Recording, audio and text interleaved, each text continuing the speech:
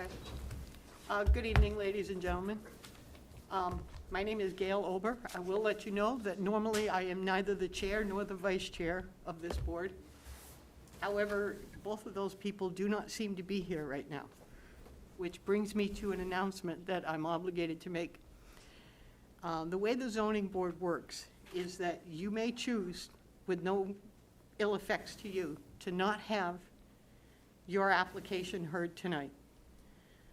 And the reason why I give you this warning is with 3 members here, we do constitute a legal quorum. However, all 3 of us have to agree to grant the variances and special exceptions or extensions in one case that you seek tonight. Majority rule does not work on a zoning board. 3 people have to vote in the affirmative. If you do decide that you do not want to have your hearing held tonight, you will be heard in the same order next month, as what is on this agenda tonight. We're not going to alternate the order. Any applicants that come in after today will go to the back of the list. And it's entirely up to you if you want to stay or not, but there's nothing. Yes, sir? Do you not expect the chair and vice chair? I can't answer that. I do know that one member, that's the vice chair, is not coming. Having said that, I have heard that we are going to get a 4th member who is coming later. And that as for the chair, I can't answer that. I don't know. He has, I don't know. We are trying to reach him. But the meeting legally convenes at 6:30, so I'm convening the meeting. If he comes in, then he'll take over as chair. But until we get the 5th person, you will still need 3 out of 4 for your application to pass. That's what I'm trying to explain. If we don't, in a 5-member board, which is normally what we are, you would need a majority or 3 people. So if you don't want to have your application heard tonight, it's of no penalty at all to you except for an unfortunate 1-month delay in your application. Yes? So one question. If for some reason you don't get the quorum this evening, We have a quorum. no, I mean, if we don't get 3 out of 3 approval, It will be denied. you'll be denied with any kind of appeal process? Your appeal after? process is to ask for reconsider. By law, any appeal process involves asking for reconsideration of the board, which we either determine we will grant an appeal or not. There is no more testimony allowed in a request for appeal. It's simply a written request that you submit to the board.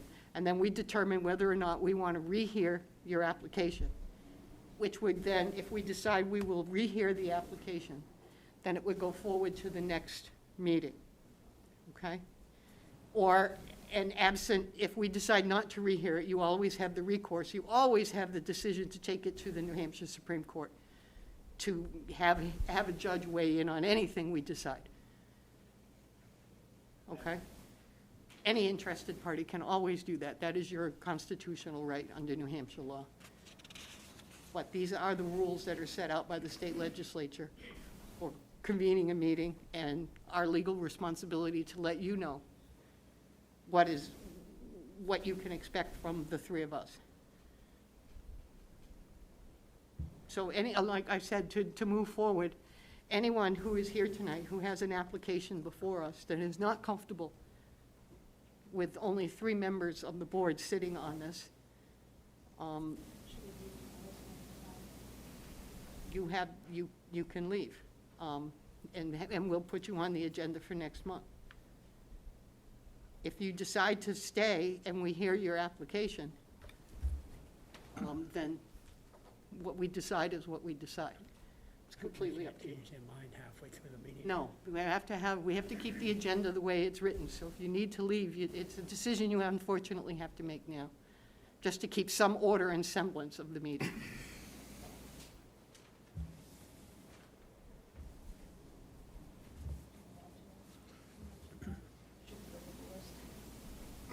We're not going to go through the entire list tonight, but I just want to make sure if you're interested in postponing your application to next month or going forward, Yeah, just say so. just say so now, because Yeah. if not, we're just gonna go forward, and that's gonna be the game plan. Do you want to do that, Rob, or do you want me to? We can, Because we need to do a roll call if we're going to do that. So what Yeah. I should do right now is take a roll call so that we can identify ourselves as the people who are here.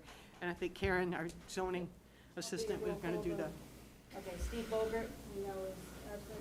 Mike Delavecchia, we have notification he will be late. Mike Foot, Here. Gail Ober, Here. Roland Mayhew, Here. and Ori Gibbs is absent with notification. Okay, I will introduce the staff we have here. Rob, I'm sorry, Rob, you're. Maura. Rob Warren. Mora. Rob Moore is our Assistant Planning Director, and Karen Santoro is our zoning technician who will be taking notes and also working the technology and the microphones and things like that. And the first thing we need to do is accept the minutes from our previous meeting. Have we all had an opportunity to read Yep. and accept those minutes? I did want to point out one thing that I did point out to Krista, is that in application 8-7, which would be the 32 Carver Street setback variance, there is a word missing. It doesn't change the context of the minutes, but there was a word that was inadvertently left out when she was typing them up. And it should read "their agent" as opposed to "their" moving into another word. And I do believe that she was going to correct that, although, do you see that? It's a minor detail, but anyway, any comment or?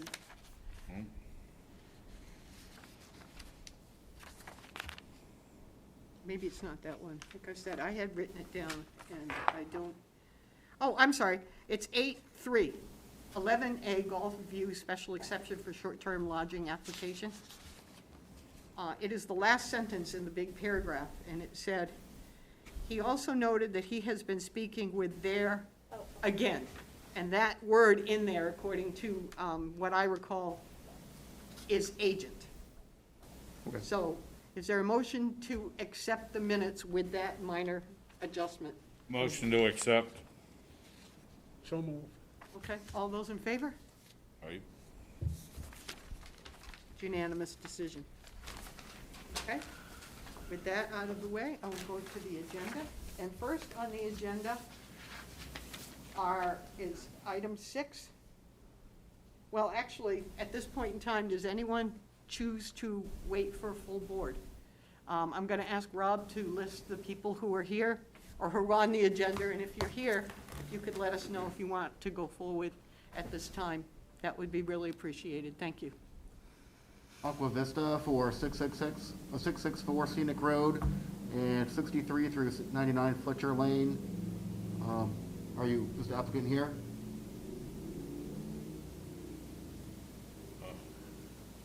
Nope. I think all these things are up at once. Okay. Is the applicant here for 4 Duffers Drive, Unit B? Okay, I will inform the board that we did receive an email late this afternoon at about 4:15. Unfortunately, due to quarantine considerations, he cannot attend tonight's meeting and has Okay. requested continuance. September, he said he is not sure, but definitely October. But he has requested that it be continued. Okay, and do we vote on that now, or do you want to just go through the list and then we'll go back and vote on Actually, the since con- nobody's here for the extensions, if you want to continue those. I make a motion that we continue the items 6.1, 6.2, and 6.3 for Aqua Vista. I second that. Okay, all those in favor? And then the applicant, you said for Duffers emailed you and they're not gonna make it? Requested Okay, continuance. so they're not here this evening either. Okay, could I would anyone like to make a motion to extend item 7.1, 37, special exception for Duffers Drive, Unit B, special exception until next week? I mean, next month, I apologize. Why are we doing that? We have to extend it, we have to vote to extend it. Can They're you- not here. Yeah, you're gonna continue it they're not until, Vote to continue it, yeah. This is the second time. Oh, well, that's, they've given us fair notice. well, so this time they're self-quarantining They are for, self-quarantining. And what? They're self-quarantining, Oh, okay. okay? So does anyone care to make a Stop motion that. to continue this? I move, we moved up for Duffer to next month because of the quarantine. Do I have a second? I'll second. All in favor? And- The next application is okay, we've already, they have let us know, said 176 Pleasant Street, that they are not going to be in attendance, and they have requested a continuance for tonight, correct? correct, yep. Okay, I'll entertain a motion that we continue application 7.2 and 7.3 for 176 Pleasant Street. Now, this is the second time that He this has- has been forwarded. How far down the road do we kick it? I don't know necessarily the answer to that. I just know that he did give fair notice, and that we were also notified by Karen that he had requested a continuance We have two of again these to tonight. move. I believe that applicant has a potential purchase and sales agreement on that property, and he is not sure whether the buyer wants to go through with making a change such as that, so he's waiting for clarification. Okay. Do I have a motion to continue this application? Are you going with both of them at the same time? 1/7? Yeah, there's no reason to separate them. It's one single applicant. So I mean, do I hear a motion to extend the variance and special exception application for 176 Pleasant Street until next month? So move. Second. Okay, all those in favor? Aye. Okay. And next on our list, I believe we actually have people who may be here. The next item on our agenda is public hearing for consideration and vote 81Z02. Oh, I think we still have one from the continuance. It's Did I the miss one? 59 Doe Oh, Ave. I'm sorry, I apologize. Okay, our next application is, We're here and we'd like to proceed. you would like to go forward, okay? Then I welcome you. Oh, wait, we're gonna go through all of them. Okay, so you're gonna be here. All right, great. The next one on that is a public hearing for possible consideration and vote for application number Z 02020-65 variance, and this is for 144 Lake Street, Union, Unit 10. Are those folks here tonight? Would you like to continue, sir, or would you like to wait until next month? Yes, can I ask a question? Yes, hopefully I can answer it. So I wasn't the draft one, I didn't hear it again. I apologize for that. So if there was a full board here, that would be 5, right? That would be 5, yes. So to get approved, I would need 3 votes. You would. So tonight I need all 3. Tonight you need all 3, that is correct. And is there a appeal process? The appeal process, if you were to be denied, is to request for next month's meeting or whenever, for us to rehear the application. If the board decides to rehear the application, and that again requires a majority vote and/or 3 people, total, then the month after that, which is October, then if the rehearing is granted, then you would be heard again by us. So we will skip the September meeting? Well, the September meeting is when we decide procedurally on whether or not we're going to even give a rehearing, should we deny it. Do you see what I'm saying? We'd like to proceed. So, in theory, the earliest we could rehear an application would be in October, yes. Okay. Okay? So it's completely your decision, sir, or you can be next to the top of the list next month. It's entirely what you want to do tonight. And if you want a couple of minutes to talk about it, that's fine. And if you have people here that are either supporting you or abutters, this also applies to abutters, but it's the applicant's desire. Whatever you want to do, sir. I'd You'd like to proceed? Okay. Then you will be second on the hearings as we go through the hearings. I'm just going through right now to see who wishes to stay and who doesn't. Our next application is Z020267, 23 Summit Ave. And that is a request for variance. Is the Summit Ave, sir? You do want to continue, okay? Our next application is Z02020-68, 156 Birch Haven Road, variance request. Sir? You'd like to proceed? Okay. Article 8.4 is Z02020-69, a special exception for 55 Bowman Street. Are those folks here? I did see some people leave, so I don't know if that's who it is. Okay? We'll make a note of that. And you haven't heard from them, right? Okay. Would anybody like to make a motion to continue this application? Or do we just want to wait until they might show up late? Yeah. Just, Okay, okay, they'd have to wait until the end if they do. Okay. Our next applicant is number 5, which is Z02020-71, 107 Massachusetts Ave for a variance request. Sir, do you wish to continue? I'd like to proceed. Okay, great. Our next applicant is 8-6, or 86. It is 02020-72, 233 Mechanic Street for a variance. Okay, those folks are not here. Our next applicant is 8-87, which is Z02020-73, a variance. This is for 978 Weirs Boulevard, number 3. Sir? I'd go forward. Okay, thank you, sir.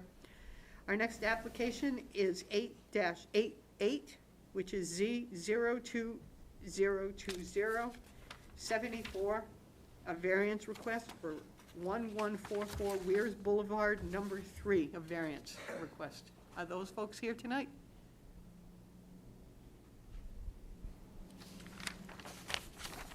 Sir, you are. Oh, it's the applicant's hearing, sir. I'm sorry about that. So, No, the reason I was asking is should we stay or go if there's no one here? so if we get to that person on the agenda, then they would be heard. If they're not here, they're obviously not going to be heard. So we gotta wait to the end to see if. you would have had to wait for the end anyway. Yeah. You're last on the agenda, you would have had to wait till the end to see, either to speak your piece or not. So, having said that, it's your decision as to whether you want to wait. If they come later, then you'll miss your opportunity to say something. If they don't show up, then more likely than not, I can't say, we would vote on whether or not to continue it. Considering we have a short board, I honestly don't see any reason not to continue for the applicants that are not here and that we're in the middle of a pandemic. That doesn't appear to be a willful disregard of protocol. Sir? Does these automatically move to the next month? It will, It'll automatically move? yes. Unless we hear otherwise. I mean, he can also Even though it withdraw. didn't show? Yeah, there's like, if we vote to consider it, yes. May not be in the same order. He loses his order application, but, he will, it may not be in the same order as what we've got tonight, but he will get heard next month if he wants to continue. The staff will reach out to the people, because there were people earlier that got up and left when they knew they were only gonna have a three-person board. So, and we don't know who they were. So he could have been here and decided to leave, but not say anything. So with that, I can't tell you what to do. Yeah, you were gonna wait till the end anyway, so, it's your evening, I can't tell you what's gonna happen. Would I entertain a motion to continue the applicants that are not here tonight until next meeting? Do we need to do that one at a time, or I think it'd be best to do those as they arrive on the as they agenda. arrive? Okay, great. With having said that, we will move to the first applicant on the list, which I believe is applicant Z 0202055 SE 59 Doe Avenue for a special exception. And Why aren't we taking Aqua? Is there any way to turn off Aqua's not here. They're not here? No. Aqua's not here. They may have left. You know, there were some people who left when they realized it wasn't going to be a full board. So, Good evening. yeah, just state your name for the record.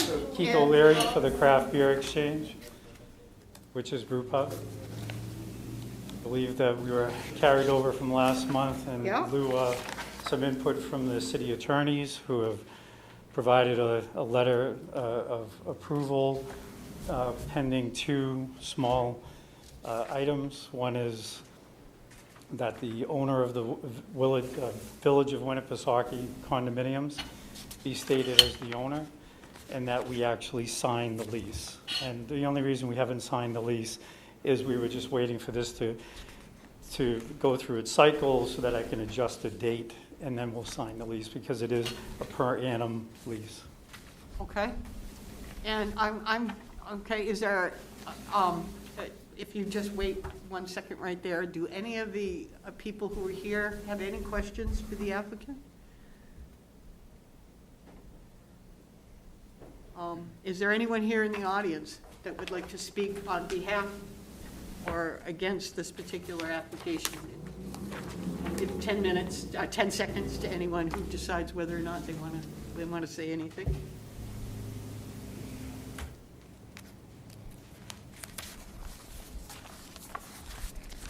Okay, nobody has anything to say tonight, sir. Having said that, Rob, I have a question for you.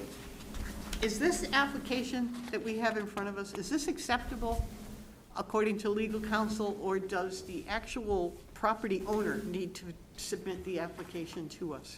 From my understanding, from what legal has said, that is, as long as he has a signed purchase and sales agreement, not a signed lease agreement, he's able to act on it. So if depending on what we decide here, if we were to go forward with this, we could condition this application on a signed lease? Correct. You could conditionally approve the special exception should you decide to go that direction, with an approved lease agreement with the property owner. Okay. All right, thanks. I just needed to know that. I do remember you from last, Yep. We have every intention of signing the lease, we were just waiting. yeah, what we would probably do is make that a condition of the That's fine. application. All applications are tentative until all the Ts are crossed and the Is are dotted and everything like that, okay? So as a condition, we just have to execute that with Well, no, Rob that's and the just planning one of the board. things that we've talked about. I do remember the conversation from last month. And I believe that the other concern was, this was all very new to us. We've never, in all the years, and most of us have been here, since the new sign ordinance went in, we haven't really had, I don't know that we've ever had an applicant. No, this is the first one. This is the first one that we've ever had for an off-site sign. In 15 years of the board's experience, this has not No. been put to the board, and hence the legal counsel Right? and their input to make sure that all the i's were dotted and the t's were crossed, Okay. so. Anybody have any questions for this applicant from the board?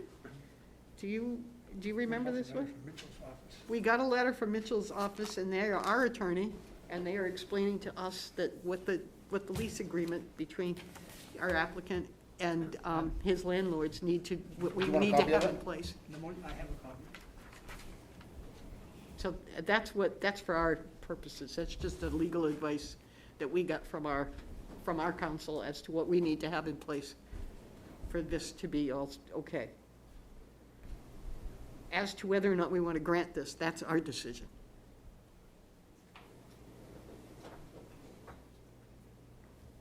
So having said that, are there any questions anyone wants to ask? Mike or Roland? Okay, I think the only thing that I would be concerned about is, I know that you know the height and restrictions that are placed on it in terms of the size, and we did go through that last week. And I do believe that those were acceptable to us. Mike? I would suggest possibly that we ask if there's any input from neighbors or anything like that. Well, And then I would move on to internal discussion in the board. Okay, I did ask if there was any input. Nobody has any.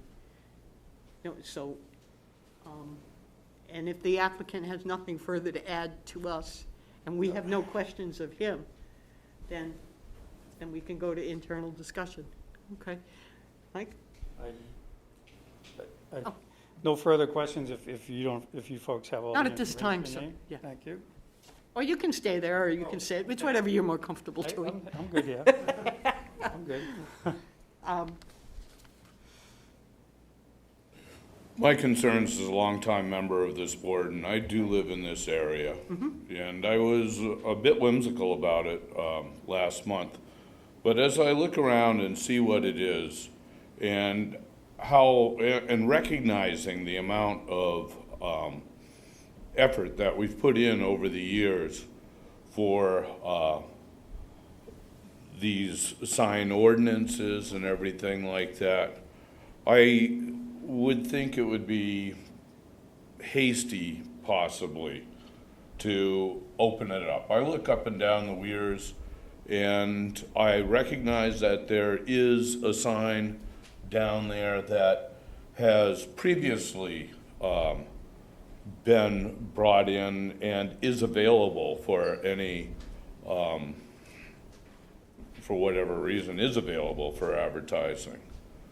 So as I go up and down Route 3 and I see, and I come down through Union Ave today, I can see that these signs are actually on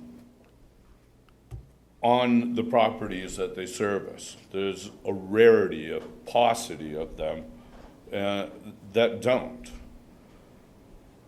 I don't see anything out for the dive. We don't have a new sign out for the dive. We don't have anything down for whatever's on the pier or this or that. And so my personal feeling is I would be cautious or reticent to approve this, given that there is other ways around it, other signs that have previously been accepted for that type of purpose. Okay, Roland? No,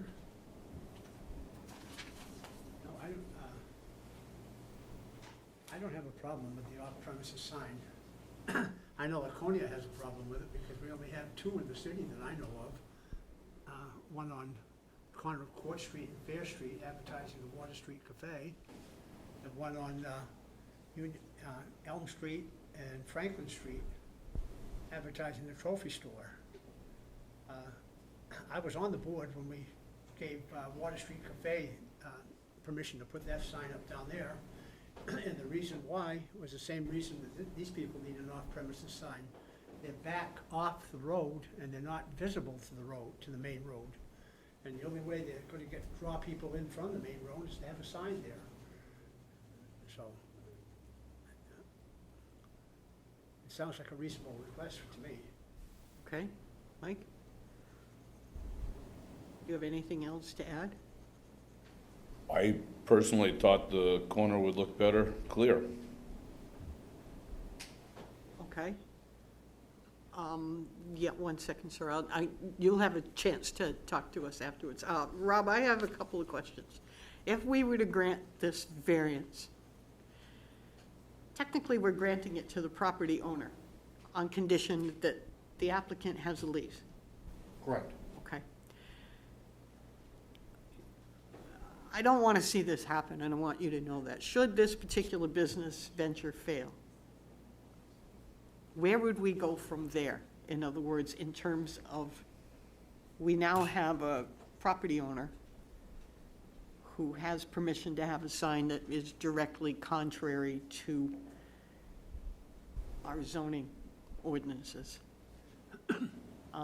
Could we condition it that it is, if we were to grant it, and I'm not saying that we will or we won't, is that this sign goes to this applicant and that property owner only?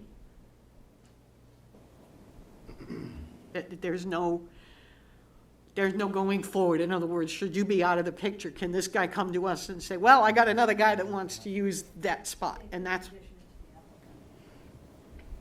I believe you could condition it to that applicant and to that lease to agreement. make it hyper-specific to this applicant. Make it specific exactly to that lease agreement. Okay, and then my next question is, I don't know how big this particular piece of property is. In other words, do we gonna get a bunch of requests from other people wanting standalone signs on this particular corner for this particular property owner? No, but there would be no reason to deny any of that once you open the gates. And that's what you're, yes, and I was asking, Rob, if there was anything to stop that. I mean, we could condition it that this is one sign only in this spot. I think just like every other property, they all need to stand on their own 2 feet. Every applicant Every needs. applicant, and I don't think that you're setting a precedence by approving just this one sign. I think this property stands on its own 2 feet, as it's in a unique situation. And any other business that would come in here requesting that same application would need to present that same argument to you. Okay, and would we say that the unique situation in this case is that there already is a sign there? There was, yes. I think the framework is still there. You showed us a picture. I do think the framework is there, and there's nothing within our power, maybe the city's, to make the landowner take that particular structure down. It is strictly on the property owner. It is strictly on the property owner. It's up to him whether or not, or her, I apologize. There are several other properties driving around Laconia that have remnants of signposts still on them. So it is not, it happens on a regular basis. Okay. All right, well, thank you. Do you have anything else to say, sir? Well, yes, I mean, I'm standing up here in front of the zoning board petitioning for the success of the business venture that we have in light of the renovation or the revitalization of the Weirs area. I was under the impression that the city was open for business, as it was stated last time in the minutes of this meeting.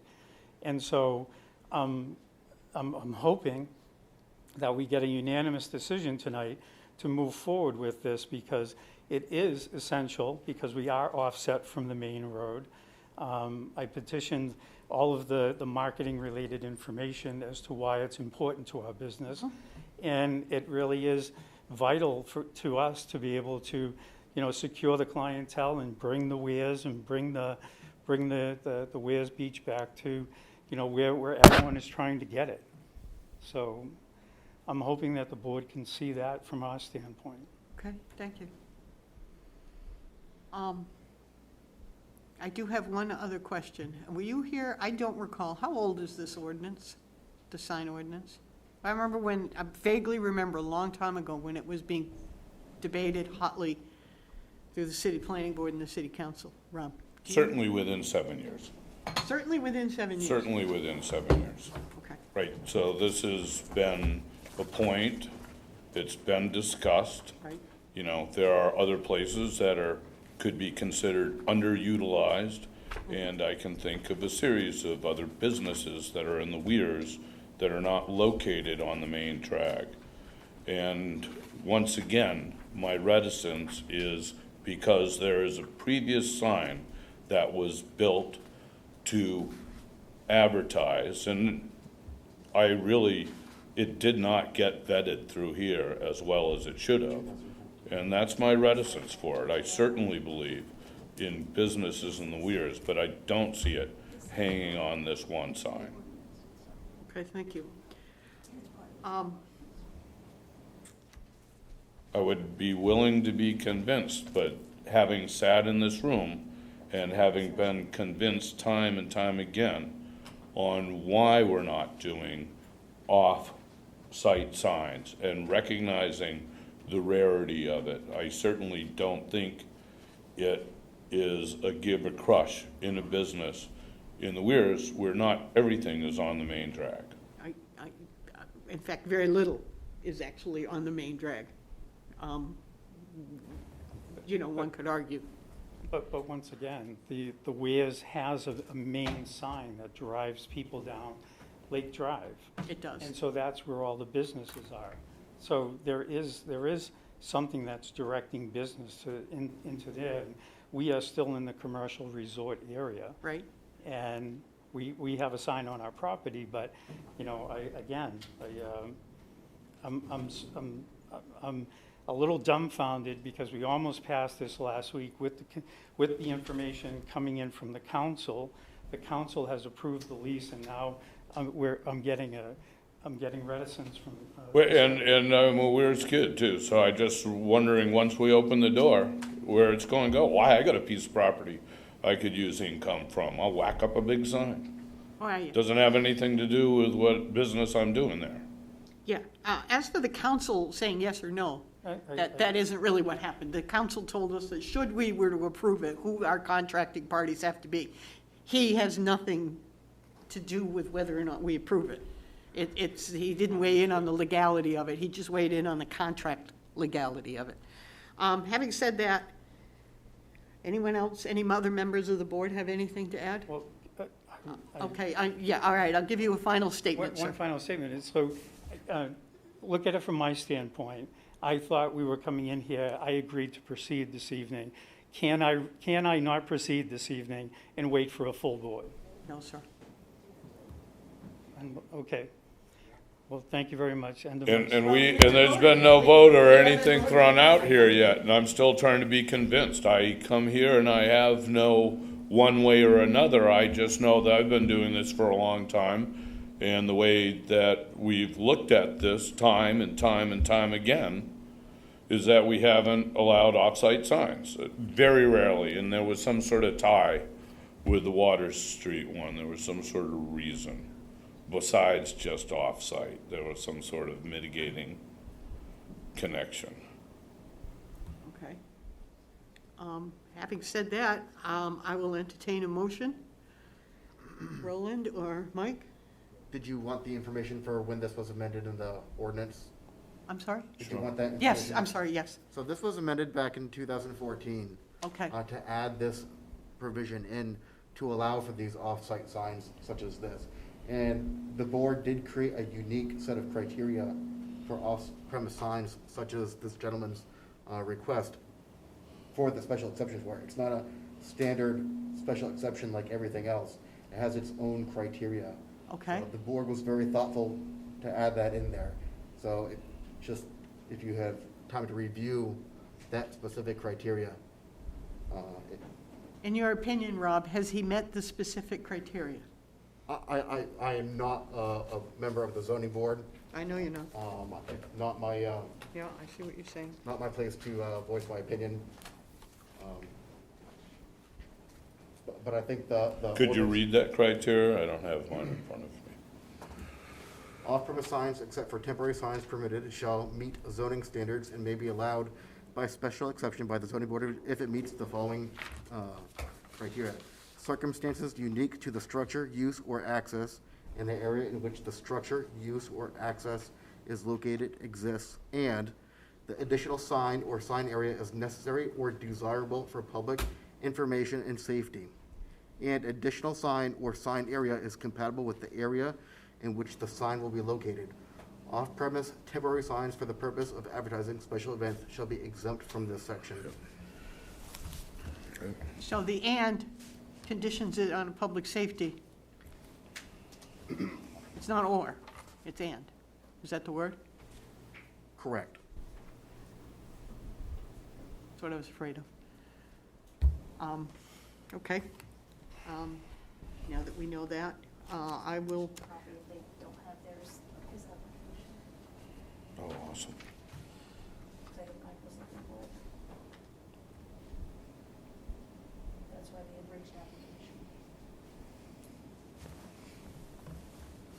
application. I think the "and" you're looking for is after, that you're thinking, the "and" that you're referring to is the breakup between the following, the next criteria, not "and/or both required." Okay. All right, Mike, you wanted to look at this? I've got the book with me, but I don't know what page it's on, to be honest with you. Thanks.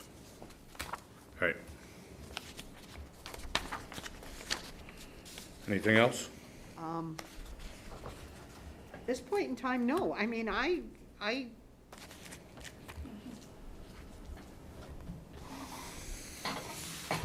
forming signs right away for non-governmental signs, prohibited signs. Signs everywhere. Yeah, I do have it right here in front of me. Wall signs, protect signs, no sign, off-premise signs. Okay, so the off-premise signs, except for temporary signs permitted, shall meet zoning standards and may be allowed by special exception by the ZBA if the board determines circumstances unique to the structure.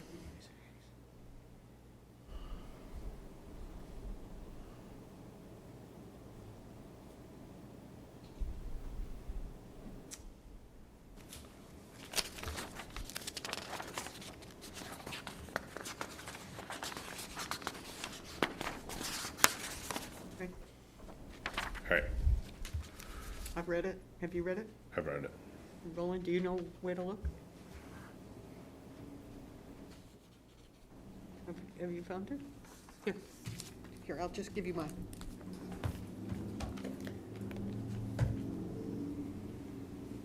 Right here. These are the four, well, really, the top three criteria on this page, so you don't have to look for it, it's right there, up here. 1, 2, and 3, those are the criteria that the city council set out for allowing a non, I move we allow it, please. Special exception under the circumstances unique to the structure. Use or access in the area in which the structure, use, or access is located exists, and the additional sign or sign area is necessary or desirable for public information and safety, and the additional sign or sign area is compatible with the area in which the sign will be located. okay, did you want to put any conditions on your motion? In other words, now is the time, Roland, if you were going to condition it to this applicant only. Are you going to entertain a motion? I will entertain a motion. He made the first motion. I haven't made any determination as to the motion. There is a motion on the table. And what does the motion say? The motion basically says, I just motion. he motioned to approve the sign. Just, I didn't hear that. Okay. So yeah. I'm asking, otherwise I was going to read it, otherwise I was going to read He it for did you motion guys. to approve it, and he listed the It just three- didn't sound the same way, so the go three ahead. criteria, What? okay? That's what your motion is, Yes. is Did you- we allow this use, Allow the sign. allow the sign. And does that motion, and do you have any conditions you wanted to add to the motion at this time? No. Okay. What- Is there a second? I don't really know what he was, Is there a condition? do you want, it's your motion. All right. Roland. Okay. Did you read the motion? Are you ready to read this? Because we talked about conditions here before, was I not just here 10 minutes ago? Yes, you were All right. talking about conditions. Okay, and it was stated that the conditions would be tied to the business. When Yep. the business is done, the sign is done? Is that what we understood? That's what we understood. And is that the condition upon it? Is that, are you willing to accept that condition in your motion? That's it? Okay, now I had another condition is, should this business fail, Heaven forbid, no. heaven forbid, that we require the sign be removed in its entirety. All right, That would be a condition. I haven't decided, is that a condition that you would find acceptable, Roland? Do what? That if this business, our applicant's business, his brew pub, should fail, okay? That he and/or the leasee jointly would be required to remove the sign and any remnants thereof from I'm the having property. trouble hearing you. I know you are, and I can't fix that. I can't, okay. If, would you be find acceptable to your motion, one of the conditions that should this business cease to exist, okay, to fail, whatever reason he decides he doesn't want to do this, would you condition it that the sign in its entirety be removed Yes, as a joint responsibility of the applicant and the property owner? yes. That they're both equally, That's what I thought we were doing. well, that's, Doing okay, good. that's what we're trying to get at. is- Train's still hunted.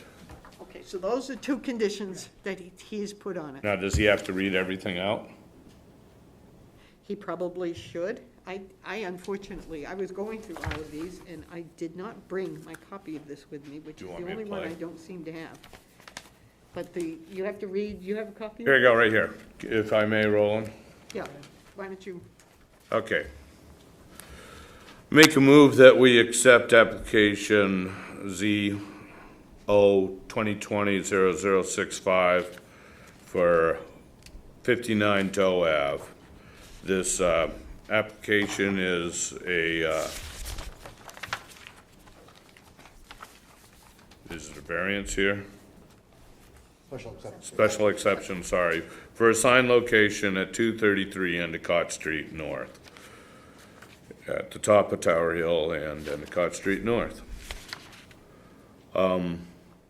Looking at what our ordinance is, they request a sign to be able to support their business.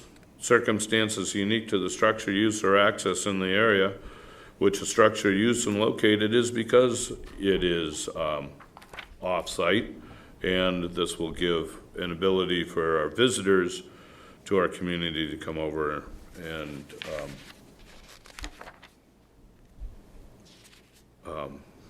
be a part of their business. The additional sign or sign area is necessary and desirable because it is offset, and this will bring it out forward. And the additional sign or sign area is compatible in which the area is located is because it is a commercial area. We are a commercial resort, and we do want all of our resident businesses to succeed. The two conditions being that there's a signed lease. If the business passes, the sign is removed and it sunsets with this business. Is that three conditions or okay, the And- same one twice? okay. And is that in the form of a motion, or are you That's just in the form of reiterating? that's in the form of a motion that can be read out loud so we can understand it. That's right. And there you go. And that would And be that's what? my motion. Okay, so you're actually making a new motion, Or I'm helping, helping Roland make his motion. Okay, would you second that? without stepping on any toes. I'll And you will second that, I'll second my own, sure. okay? Do we have any further discussion on the motion? Mike, this is a second Yep, for these limited, Yep. limited purposes. yep. Okay, then I will call the roll, or I don't need to call the roll. All those in favor of the do you understand what we're voting on? I got it. All those in favor of the motion, please say aye. Aye. You have been granted your sign. You will, the next thing you need to do is work with our planning department to make sure that all the leases and everything are in order and to comply by any size or any other regulations that we have for signage in that area. I believe you went through that last week, and it didn't sound like there was anything unusual that you were gonna do. So I suggest that you get in touch with the planning board, the planning department, and they will walk you through the rest of the process. And good Thank luck you with very your much. business. Yeah. I Thank you very know, much. I can't speak for the board, but I know Appreciate that the board's time and a successful the business approval is good. decision. For anyone here that doesn't know about this, there's the craft brewery at the top of the hill right behind. Yeah, okay, we have to move on. We have a busy agenda tonight. Thank you very much, sir. Thank you. Thank you. our agenda Just needed to be convinced. is, this one is done, okay? Our next agenda, and we're moving into new applicants, is 8-1. This is 144 Lake Street, Unit 10, variance application. Can I have that back? And I asked the applicant to come forward. I do believe that they weren't here when I first read this off. Oh, you are here, okay? And you did decide to go forward, okay? Welcome. And Good evening. state your name and, Name is Dominic DeLever. This is my fiancee, Lisa LaFosse Hurley. okay? So we're here tonight. We filled out an application. So we are the new owners of vacant lot number 10, but we're also an existing owner of Unit 2. So we're not a Oh, okay. stranger. We've been around. We are loyal Laconia taxpayers residents here, Okay, great. and we pay on time. Okay. So we were aware when we purchased this lot that we will be paying front view taxes. Okay, So we came in, we filled out the application, and we're looking to build a two-story on a vacant lot which was destroyed by fire. in 2006, you were right here. Yes. So we're not building anything out of the ordinary. We are copying, I have pictures of 3 existing owners that were able, in front of this board, to put up a 2-story or higher and did not get denied. So we're not doing anything different, and we're building exactly the same footprint. Okay.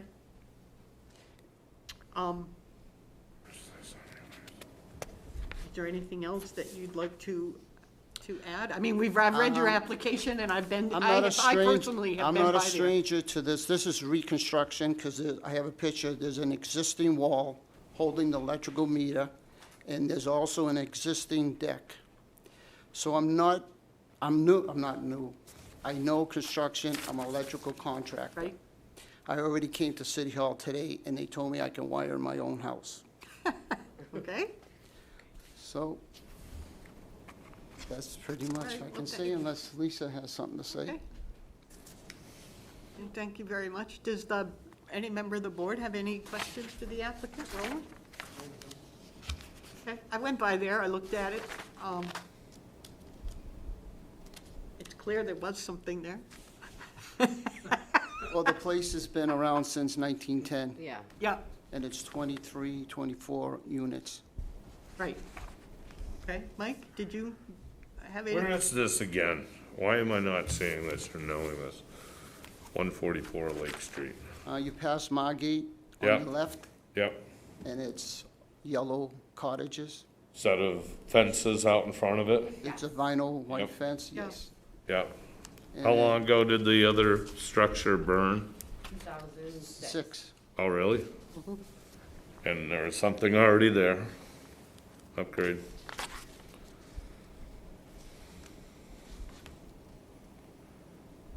Okay. I have pictures if you'd like to see them. Are there pictures in addition to what you've submitted to the board? No, I gave the board a print of what I was building. Right, Yeah. If you need okay. a copy, I have extra copies. No, I think we all have it. I certainly know what I'm looking at. And this is pretty much identical Yes, to a couple of the same width and height. In fact, when I stopped by, I actually had a conversation with your neighbor, and he said that you. yes. Our neighbors, You- they're right here. They can Oh, speak okay, for us. that you quote-unquote appropriated their building plan, so that it will be virtually a Well, we carbon love their copy. house so much that we want to copy it. So, pretty much it's gonna, I guess the question to that goes, is one of the questions is it's consistent with what's there? Yes. It's gonna be the same height, it's going to be Yeah, the we're not same- doing anything out of the ordinary. We're not obstructing anybody. All right, thank you. I have no further questions. And the footprint and everything is going to be within The same. all. The same. The It's same 32 by 12, sir. Perfect. And that's conforming in the lot? As the lots are? Well, this was created quite some time ago, and in fact, they wouldn't need anything if the previous owner who had owned that lot at the time of the fire had rebuilt within that 2-year time period. So since nothing had been done since that, that's the only reason they need to come back for a variance. Okay. So is it really a rebuild or just building on a lot? Depending on the fact that there is a deck there, Mike, I would say it's a little bit of both, because in all probability, they're gonna build the house and then replace the deck, because it's nothing worth saving. But there is a deck structure that was there with an It doesn't make outside it wall. matter. Yeah, there is All right. something there. Is there, I have no further questions of this applicant. Roland, do you have any questions? Do you have any other questions? No, Okay. open to Is the there public. anyone in the audience that would like to speak for or against this particular application?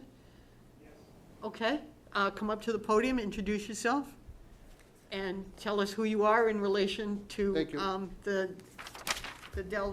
Come up individually or as a group? Are you, You're like six of us. there are like 6 of you. Individually. Are you, individually would probably be better. No rushing the stage. Yeah, no rushing the stage. We don't want to get crowd control here. I have a problem. Hi, my name is Kim Zyla Salanito, and I own units across the street from where this property is going to be Okay. built. And I just wanted to show a picture of the view. Our view would be seriously obstructed if Okay. this, originally it was just a one-story cottage, they all were, and then they started to go up, which I don't blame them, but, and you can see, Is that something that you can print and submit to our, if you enter it into evidence, we don't want to confiscate your computer on it. yeah. Bring it up, we need to Yeah. be able to see it and have a record of it. I Yeah. think it's, I How- certainly can, yes. how would we recommend we go about that? She can email it to us and Okay, if you could Yeah. email that to Yeah. the planning department, Okay. But that yeah, would be you can- really beneficial. This is the top of the structure that was rebuilt, and they went up. And you can see, if the rest of them do, it's gonna go straight across, and it'll block up the entire view that we have. Now, have you signed any agreement to protect your view? With the folks across the street? No. No. That's why we're here tonight. We got the notice in the mail, and so we wanted to. Oh, okay, so you just, Yep, as a Oh, butters. here we go, Michael. Michael, well, that brings us up to 4. Michael, excuse me for a minute. Go ahead. On the application starting next, would it be okay if we seat you as a full Very member of the good. board? Sorry to be late, folks, I just. Oh, no, couldn't that's make okay. work. I know these things happen. I'm sorry, continue. Yep. So we just, wanted to share our thoughts, and our whole association, there are 63 units in our. There are how many? Wow. 63. There are 53 units down there? 63. 63, okay. 63 units in our building. And this view is from the 3rd floor, so the 2nd floor, they'd lose everything. Yeah, they would They'd absolutely totally nothing. lose their view. But even if it was a one-story building, it would block your No, view from the no, first, the one no? stories are Because fine. we're a little bit higher, so. Yeah, But and- if they went up 32 feet, I Yeah. mean, it'll block the entire lake. And when I submit the picture, you'll see the one stories are totally fine. We go, because we're up a little bit, so we see right over that. But anything over those original cottages, those original structures will severely block our view. Okay. Okay, thank you. Does it, Roland or Mike, I don't believe you got here in time to sit on this one, so sorry, but Roland, do you have any questions you'd like to ask of Kim and? Wouldn't he be able to sit on it? Well, I guess so, if he didn't hear the presentation, I guess is, I think it would, I can't answer that.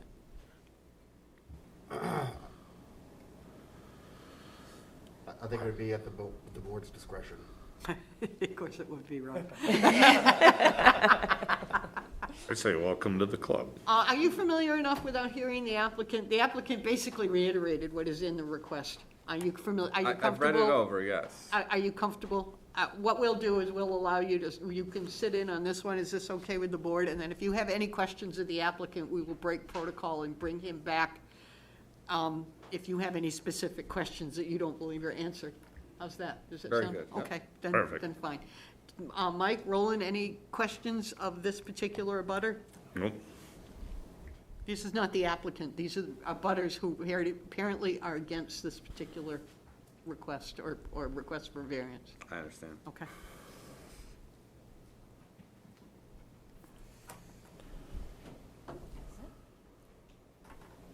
No, We're good? Good? We good? Okay, Thank you. Okay, thank you. I left you that card there for the email address. Yeah, I got it right Okay. there, thank you, appreciate it. Hi. I'm Tamara Maniscalco. I'm also part of the condo complex across the street. Okay. And we did send out notice of this, as abutters, we got notice of this, and we had 24 owners representing 27 units that are opposed to this. They can't all be here in person because a lot of people are remote. I live in Boston, so I drove up here for the hearing. But I just recently bought my condo about 5 months ago. Right. And I paid a lot more money for it because it has a view of the lake, but I'm on the second floor. So if these start getting taller, I won't have a view of the lake. And the ones that don't have views are much less expensive, of course, because everyone wants to see the lake. So I just wanted to say, I really would like to preserve my view, so that's why we've come here opposed.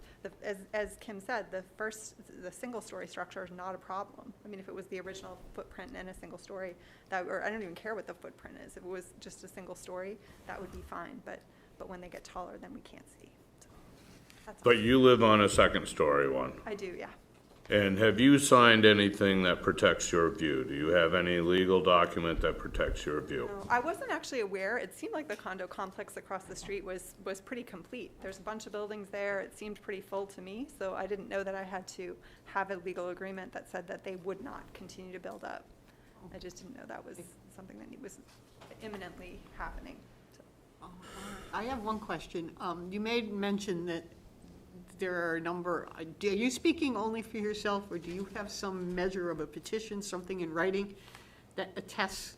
I have a list of all the people's names and their unit numbers. Are you in a position to submit that to us? Absolutely. Yep. Rob, do we need that certified or anything else?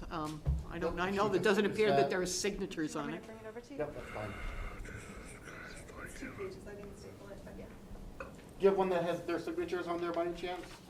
It was just an email, so I didn't get anyone's signatures, but I could forward you the email trail. It's just a whole bunch of people replying to it in red. Okay. But there's no petition there, there's no signed petition, there's no, I can forward you the email which says Unit 201 opposes this, or whatever the unit numbers Sure. are in the people's names. We oppose this. that would be good to submit as a collection. If you have the, These are copies of all the emails and the responses from the owners. There you go. You can Oh, have okay, those. all right. Oh, that's kind of fun. Here's the. You can have those. I mean, there's a lot of other email addresses on there, but they all pretty much say the same thing. Okay, and the reason that some of them may not have responded is because not all of the units face the lake. Some of the units face the sides, so they don't have a view. So I'm sure the ones that are facing the lake are the ones that chose to respond. okay. And-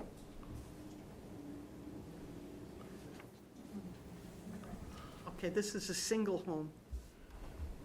So there's not going to be an up and down unit in this. Okay, I'm talking to myself.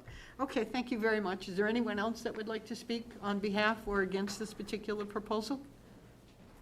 Sir, your name and, Good evening. My name is Joe DeLuca. I'm Yep. an active board member at the Pogus Bay Condominiums. okay, As was Kim and Dave, they're also board members. okay, Mary will be coming up, she's a board member, and Tamara and Frank are owners. So just so Okay. that you understand the property is 63 units individually owned by individual owners. Mhm. The first level is a carport, so that automatically makes the building a little bit higher. So the second floor is actually right above the carport, and then there's a third floor. right, As a board member, I am financially and fiscally responsible to represent all 63 owners. Yeah. And the interest. Now, not every unit has a lake view, okay, but what's important here is the lake view units, of which I own one, I also own a side one. The lake view units are what drive our property values. If we have to start looking at the back of other units blocking our lake view, that will decrease the value of the front units, which will then take down every other property value in this building. We have worked very hard for the last 3 years to rebuild this property to get it to the level it's at. We've worked very hard. We have a lot of new owners. Tamara is one of probably 15 to 20 new owners. A lot of them were lakefront buyers, all buying with the intention of keeping that lake view. The property 10 is an obstruction. But not only is that property obstruction to the views, there's 2 other properties for sale, of which there's a potential for them to go up as well. So if they go up right in front of us, we will have absolutely no view. Sorry. Oh, that's okay. No. Okay? No view. I mean, it'll just basically be a row of yellow. So we're here because not only are we concerned about, this particular situation, we all agree the existing footprint that was there in 2006, a 1 level, go build it. That's fine. We have no issue with that. But there are, and I encourage you to look at the property maybe tomorrow, there are 2 more units for sale that will probably want to do the same exact thing. So if we don't put our foot down now, what's going to prevent us when the next person wants to do it? And then our values will continue to go down, our rental values will go down. We rent our units out, to, local people. So we just want to protect our investment, and that's why we're here. Okay. I have a question. Sure. So the association wants to protect its views. Correct. Has the association created any sort of view protection document that would possibly take into account the devaluation of these properties who aren't able to build in what is now the common style across the front of that? I have to be honest, up until last Friday, we didn't really even know about this project going on. I mean, one of our board members made us aware. So to answer your question, no, we do not currently have a legal document with, I guess, the association across the street, 144, to protect our view. We don't, no. Those are 2 different associations? Completely different. All right. Oh, wait, so, So within the same area behind the fence, there's We're on the more, other side of Lake Street. They're on the water side. yeah. We're right next to the Chinese restaurant. oh, you're across the We're street. across the street. We are completely separate associations. Oh, so you're Guilford Place? You're on Guilford Guilford Plaza, Place. All right, all right. Okay, so you're in Guilford Place. Yes. Pogus Bay So condominium. you're in Guilford. Yes, Your I did not. property I is actually not just- even in Laconia. Yeah, I Not just- that you're still in a butter, so that doesn't affect your standing here. Yeah, but yeah, our associations, up until today, we've had no association with 144. I actually thought 144 was in Guilford until Friday, then So this will block your view over the fence? You yeah. can see over the fence to the lake, but this structure will block your view of the lake? this structure, anyone going forward would continue to block our view, correct? Yeah, they also have trees and plants that are, 20 feet tall that block our view too. So we're gonna add more to that. I mean, they have bushes that are 20 feet tall. You can barely see the white fence anymore. It's just these big, huge bushes, So, we have to deal with that. Then we have these giant trees that apparently they're gonna cut one of them down, okay? So,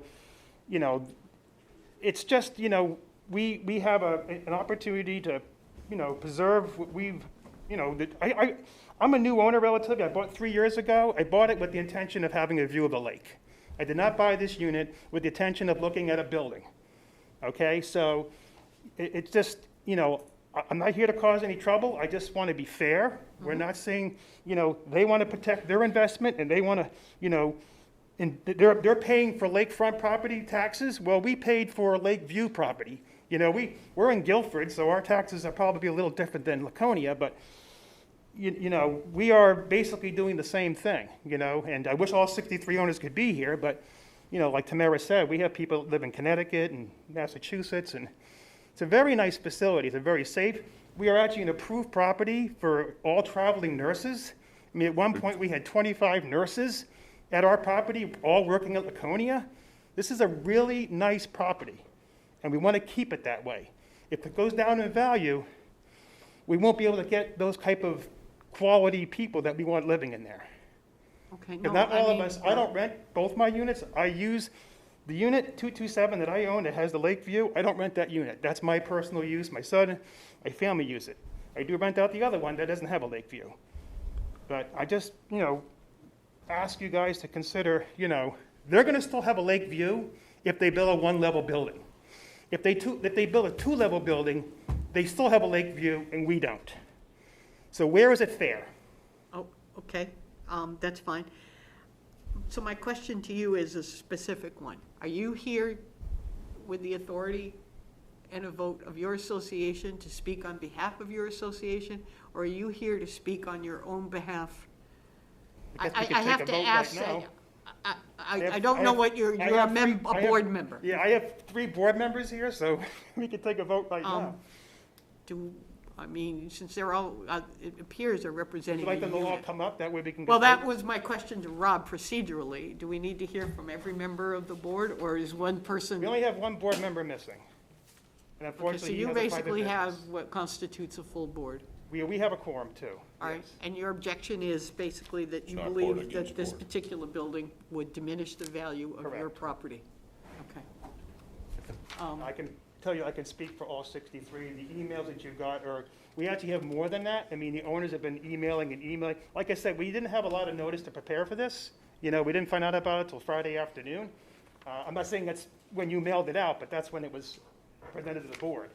So I'm not sure how. Oh, I see what you're saying. Yeah, that's when the board actually heard about it. You know, we may have gotten it a couple of weeks ago, I don't know, you know, but it's been overwhelming, you know. Lots of new houses in town, aren't there? There is, yes. Yep, Okay, all right. well, thank you very much. All right, thank you for hearing me, I appreciate it. Rob, just give me 1 second. Before I have other people come up, do we put into the record that he spoke on behalf of his particular board across the street? You'd need all the Or do we need to hear from signatures. every board member in the interest of time more than anything? Let me ask you this. Is there any board member here from that particular association across the street that has anything different to add? Okay, please come forward and state your name for the record. Good evening, members of the board. My name is Mary Your Pham. last name, Mary? Pham, P-H-A-M. Okay, thank you. So I am a nurse who works at Lakes Region General Hospital. I also work at Spear Memorial and Huggins, and so I service the Lakes Region. Right. And I talk to a lot of nurses and healthcare providers who are traveling to the area and looking for places to live.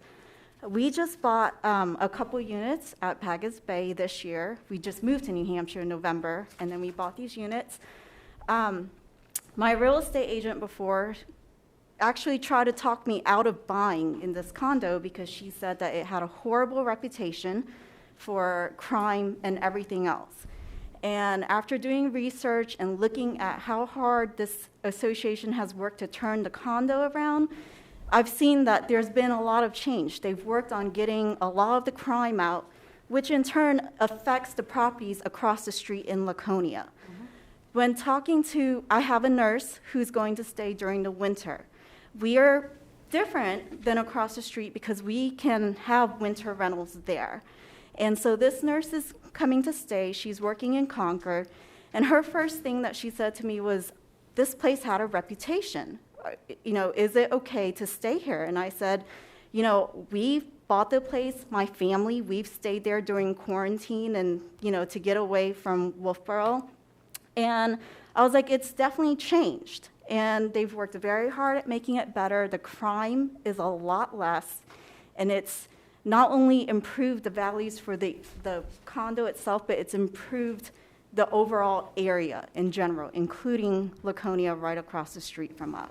Okay, So to be able to have this increase in value, or to be able to keep this view, will be able to allow us to attract getting more nurses and more professionals to come and stay in the area, and thereby helping to decrease crime and everything else in the surrounding areas.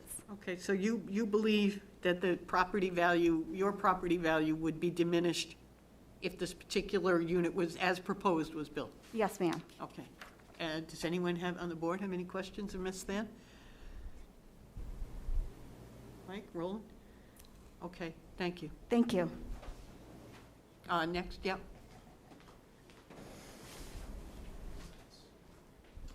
Good evening, Board. My name is David Shapiro. I live at Eastern Shores. Yep. That's a That's the resort name of- community. Okay. It's a commercial resort. There's 24 units there. And it has, over the time from 1910 to present, been built, rebuilt, and there have been units that have been raised and built into two-story units.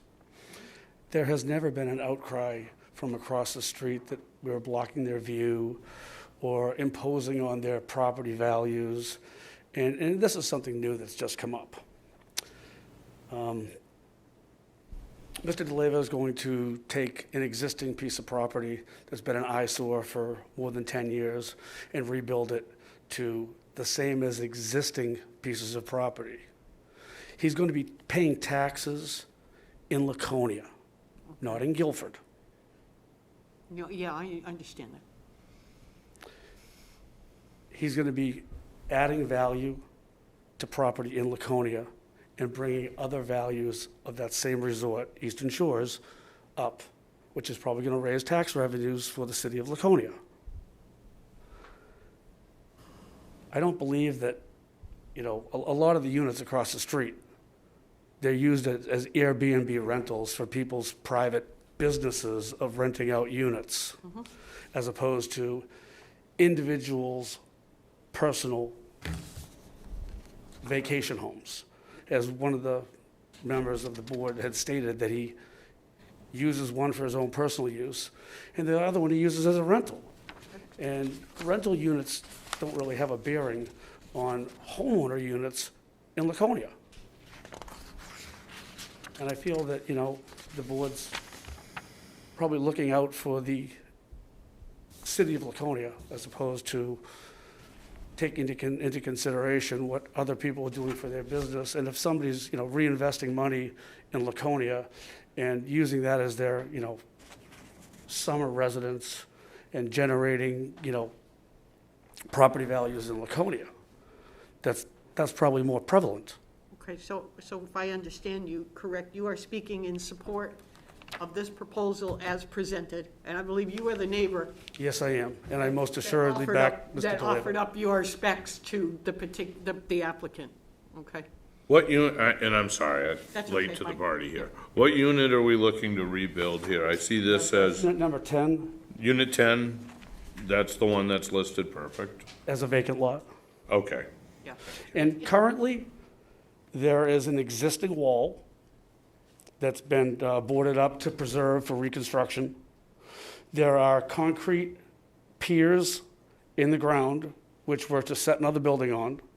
There is an existing deck, there is an existing driveway, and there is an existing pathway leading to the deck. Yet there's no building on Unit 10. When I look at this, Correct. which my tax map, there's no building right That- there. You are absolutely correct. All right.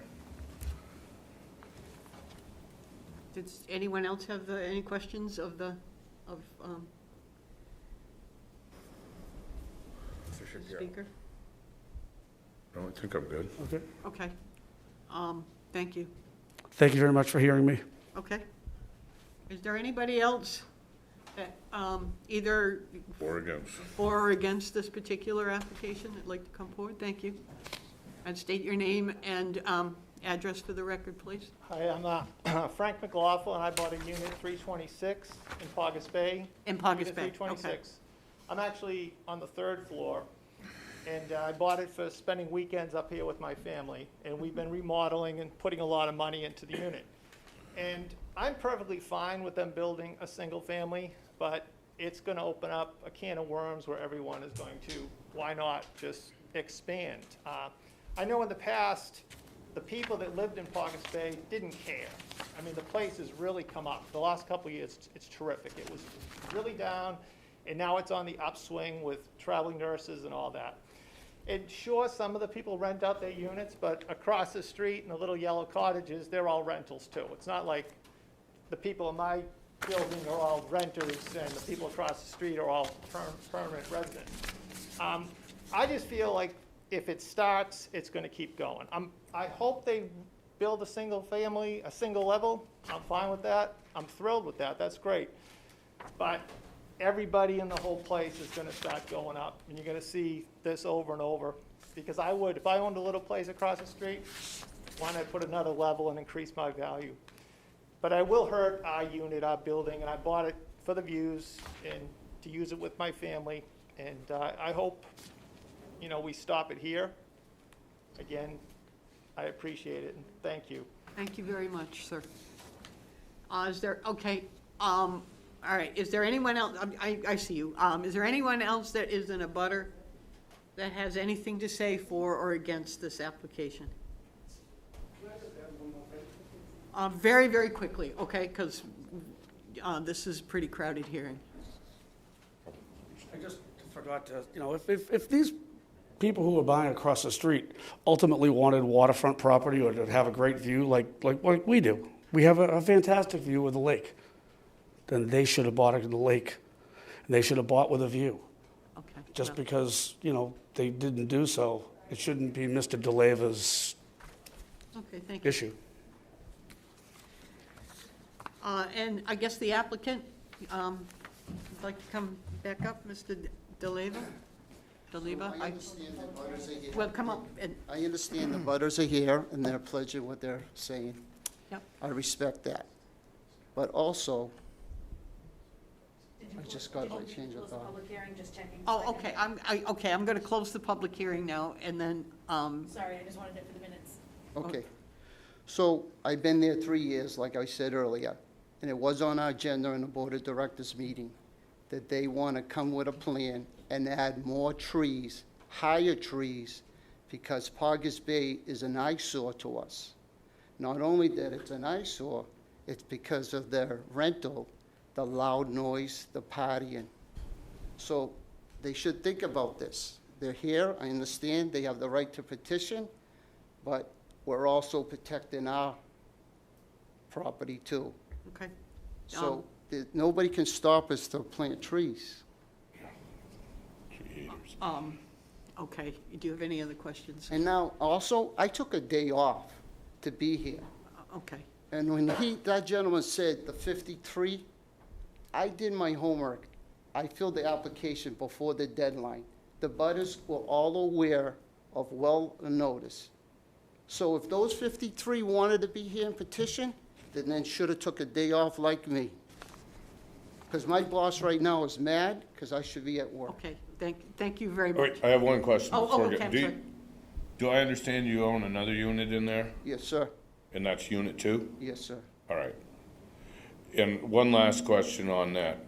Of those front row, well, on the ugly Poggers Bay side of the place, how many of those are raised to, are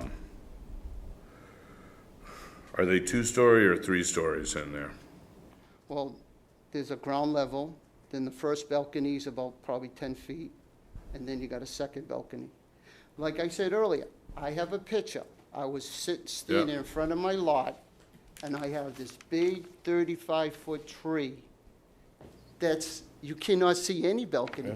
So I wouldn't be blocking anyone personally. So there's four units that are already 2 stories. Expanded. One is 3 stories. Right. And so you're looking at building a 2-story house? Correct. To replace a smoking hole next to the lake? Right. All right, thank you. Yeah, before the applicant sits down, Roland or Mike, do you have any questions that you'd like to ask before I move on to board discussion? Okay, thank you very much. Thank you. Okay. Board discussion. Do you have anything you wanna, have you seen this property?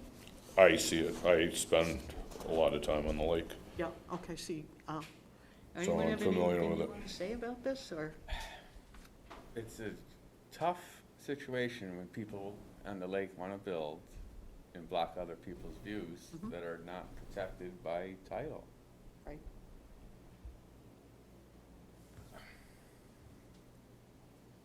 You know, like Mr. DeValley said, you can plant bushes and trees. Built-in is a little more permanent, but, I'm not sure exactly why he needs a variance to rebuild a burnt-down cottage. Because it wasn't rebuilt in time. If it had been rebuilt within, Well, the original owner within didn't 2 rebuild it, he years, just there sold would the be empty no lot. question. There's a time limit? I didn't Yeah. realize. Okay. Yeah, So if you owned a business out on a commercial way and it burned down and you rebuilt within 2 years, you'd be fine. If you ignored it, you may not be able to use it for the purpose you had before. and this is a new owner compared to the person apparently that owned it when it burned, in 2006. Roland, you have anything to say about this?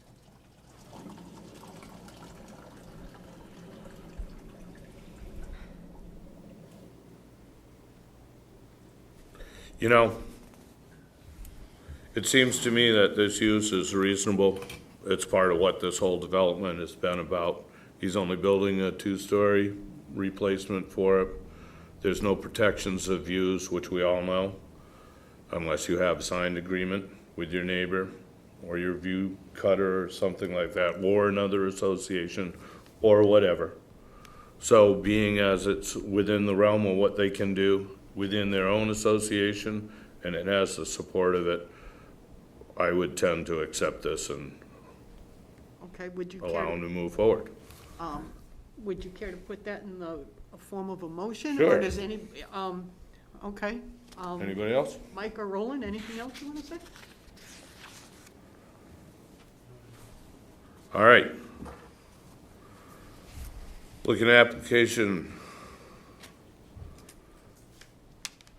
ZO 2020-0065, Dominic Delavala. This is in reference to 144 Lake Street, Unit 10. It's a request to reconstruct a cottage that had previously burned. So the variance is requested, and the only reason we're here is because this cottage hadn't been rebuilt within 2 years of its being destroyed. So the variance here is to reconstruct a condo in a spot that already had a building upon it. It would not be contrary to the public interest, is because, you know, this really is a gated community, as it were, and it is blocked from the rest of the area, and it's within themselves. If the variance were granted, the spirit of ordinance would be observed, because you're building a home on a lot that was designed for it, so you're not breaking any rules. Substantial justice is that he would have full value of the lot that he's bought up here and would be able to utilize it for his own personal purposes. You're increasing the value of the area around him because you're adding upon a lot which was already there, a new home that probably replaced something that had been around a while. The unnecessary hardship, okay, no fair and substantial relationship exists between the general purposes of the ordinance provision, the specific application of that provision to the property, because you're just replacing a structure. And it's reasonable because you're doing what existed there before. The hardship had burned down, and Thusly, therefore, I think it should move forward. Okay, and do I have a second? Second. Okay. Does anyone want to speak to the motion? Are there any conditions anyone on the board feels that should be added, or? Are we using the exact same footprint? I believe that that is That part was of it, answered, it is that on was in a the. question earlier tonight, and that's Yep. what I was assured. Okay, Yeah, that, pretty good. it is the exact same footprint, and I do believe it's going to be within a foot or two, the exact same height on, as the buildings on either side of it. It's a second-story building. It's gonna be unilateral across the board. There is an outlier, but that's on the other side of, this development. But it is consistent with what the rest of the buildings in that immediate area in this development look like. Okay, I have a motion, I have a second. Anything else that anyone wants to say? Okay. All those in favor of the motion? Aye.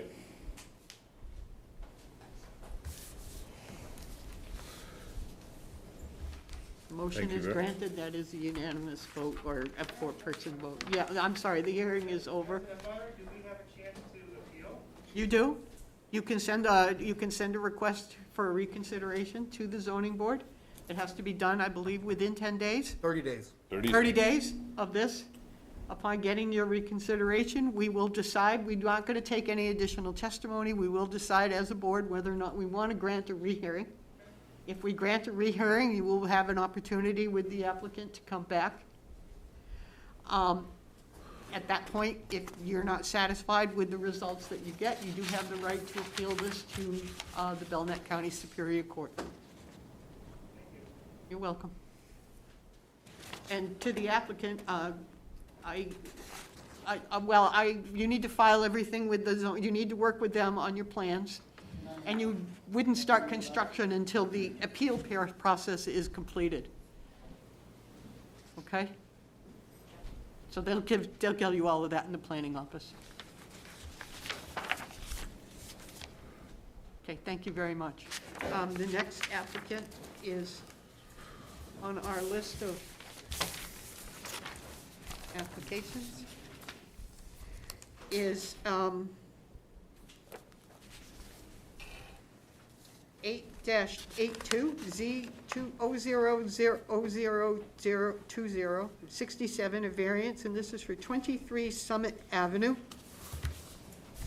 And is that applicant here? We are. Okay. State your name for the record, or I guess all of your names. Sure. Are you all planning on speaking? Or I'll do the speaking, and I'll give representing all of the everyone's. people who are interested in this? Yes. Okay, so Karen, do you need all of their names, or just the speaker, or? Only because I haven't met the two gentlemen. So I'm Greg Kabelski, and this is my brother Todd. And his wife Christine, and my wife Lori. So thank you for your time tonight, appreciate that. My family's owned this property for 20 years. My dad bought it in 1999. And we just acquired, my brother and I and our wives acquired that last fall from my dad. So we bought it with the intent of really living on it, living our families there for another 50 years. We love it. We love the area. We love being up there. It's a year-round house, which is perfect. We like that. But the house that's there right now doesn't really work for our families. So as we look forward and we go through it, we have 5 children. They have 2. And we look at how we're going forward in our lives, and we want to make sure that as we decease someday, hopefully many, many decades from now, that there's an opportunity for those, our families to manage it individually and not have that combined effort to do that. So the lot it's over an acre-sized lot with a good amount of lake frontage today and a good lot of road frontage today. So we're asking that we split the lot in half. It still gives us 100 feet of road frontage for each property. 100 feet of what? 100 feet of frontage for each property on the road, and as well as on the cove. It'll also give us 100 feet each, plus in the beach side as well. There is a sewer easement in that property, so we recognize that. In our intent in splitting the lots, that we would actually we'd abide by all setbacks. That shouldn't be a problem based on the size of the split of the lot. And also have to, manage the sewer easement as well. And I think the only other thing I'd say is, from our perspective, it's going to just continue to improve the property. It's a beautiful property today. It's wide open property today. And we think it just will improve the area in totality. Okay. Does anyone, any of the other people standing here, do you have anything you want to add or not add to that?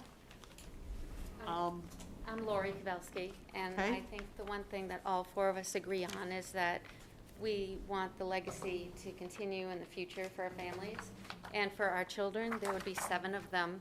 So if it was just one property for 7 people to decide what's going to happen in the future is difficult. But if it's one family and the other family deciding what's going to happen in the future, it just makes it easier. And I just think that it'll be more family harmony with all of us. Okay. Thank you. At this point in time, I think just to clarify what I believe you're asking us for, is you're asking us to create 2 non-conforming lots out of 1 conforming lot. That's correct. That's correct. Is that your understanding of this, That's correct. Rob? And that these lots are considerably undersized. Each new lot, They'd be roughly around 28,000 square feet and with sewer access. direct- so they're each, at least they are probably, what, 72% of, 73% of the size that you would need, okay? And is the existing structure going to be torn down? There's a house there now that it Yes. seems to Yeah. sprawl over where There's, you yeah, so have there's a house, the an existing dividing house line. that has a cottage part of it tied to that as well. Right. So it is a big structure. It's not a very functional structure, so, we would definitely be taking that down in order to split the lot, and we create 2 brand-new, single-family homes. Okay, so you would have 2 separate lots, presumably owned by 2 separate people, though that's not important here. And you would be able to abide by all of the setbacks in this zone for each individual house that you build. That's correct. So 25 feet off the road, 10 feet off each side, and then, and from the waterfront, there's obviously the shoreline rules we'd follow. And you'll be far enough back from the shoreline that, correct, yep. would they need permits from the shoreline protection? You would need to, I don't know if you've reached out to them, but, We have. We're aware, yep. Yep. okay, all right. And do you have those permits? Or are We you haven't just done in the, anything yet. you're We're in the waiting process, for the, of- you want to know if you can do hopefully for a this. positive decision that we can split the lots and then I go understand continue that. with once we have our plans, and work with Shoreline on those permits. Okay, But and- even with the sewer easement where it is, we're actually, one lot's gonna have the house, probably, where it already is today, but obviously divided over, and then the other lot potentially could come a little bit forward, but that's a permit decision. Okay. Are you planning on making 2 driveways, or will you share a driveway? We are intending on having 2 driveways. 2 driveways, so you'll be 2 separate, wholly contained That's correct. Yep, lots. correct. So 50 years down the road, some poor zoning board people aren't arguing over a No shared one's driveway. arguing, no one wants to argue with no one wants to argue with our family. Let's just keep the family, Well, I'm saying that sometimes the family doesn't have anything to do with this. Exactly, yep. Okay. And I think those are the only questions I have right now. Does anyone else on the board have any questions they want to ask of this applicant?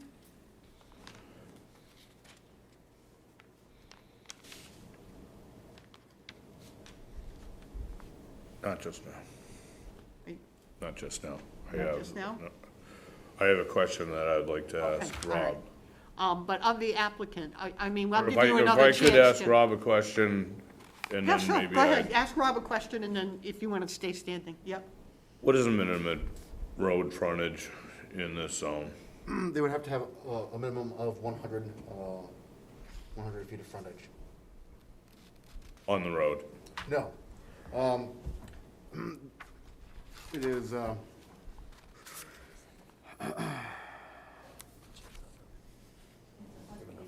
utilities for sewers either. They put this water in, so they need 100. Sorry, what? I can't. because they only have one utility, one public utility, they are required to have 100 feet per lot. Per lot? Per lot. And what am I seeing available here right now? Something just under 200? Or am I seeing this division as 88, 14, and 111? Is that additive, or is that? the new design.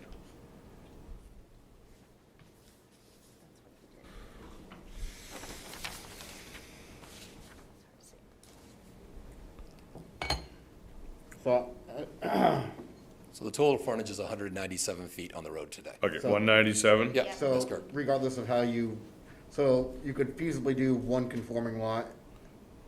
It really depends on how you play with numbers. But basically, they're 3 feet short. Yeah. So would that require a separate variance for one of the lots? So It's Build- not, To build without the appropriate frontage? they have a conceptual here that's going like right down the middle. So you'd be granting a variance for both those lots because both those lots are gonna be undersized. But not just undersized with frontage, but also with actual land size. Because they wouldn't even be, they don't have enough area. Right, they need What's the- 40,000 square feet, and they're not gonna have I think they're 40,000 about like 16,000 or 19,000 feet short on each of those lots. on each of those lots. so there's a total of 47,000 square feet available, but they're gonna need 40,000 minimum anyways. And then the other factor that you're taking back out of that calculation is you still have your setback requirements and you have your shoreline that you also have to factor out 250. to get your buildable land area, and they still would have to amass, I think, 6,500 square feet of buildable land area. And they really shrink their envelope by subdividing that, so it's plausible. It's plausible. But you would end up with two You end up with small houses,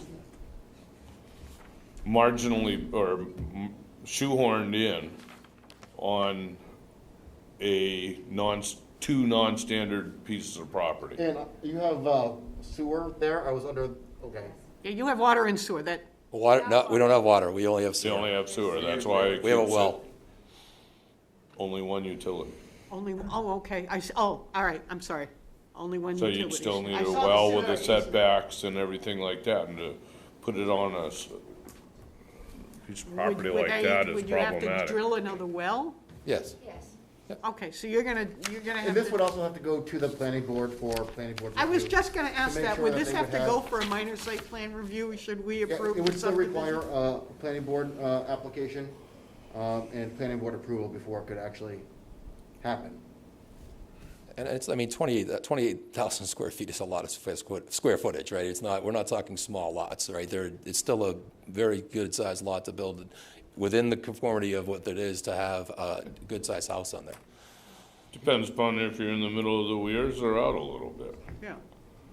It's different, you know, the shore front is a different zone. It's treated in a Understood. way where it doesn't have as much density.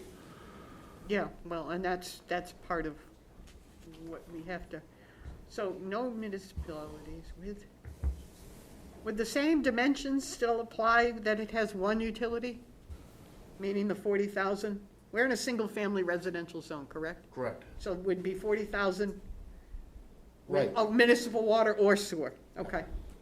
And then the buildable area is 10,000. You'd have to have a minimum area that's buildable of 10,000 square feet, according to my chart, in that Now, particular. if they had both utilities, both municipal utilities, they don't have to have a required land size of 10,000 square feet. But since they only have one, they have to have 40,000.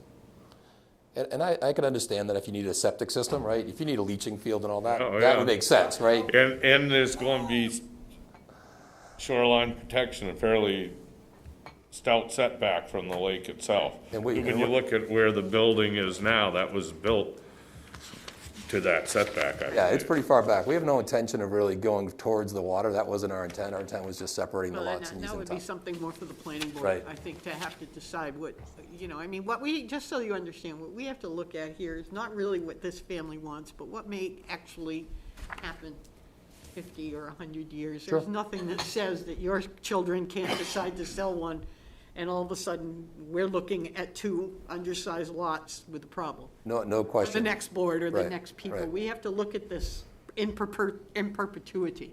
As a week, right? So You totally know, understand that. Totally agree with that.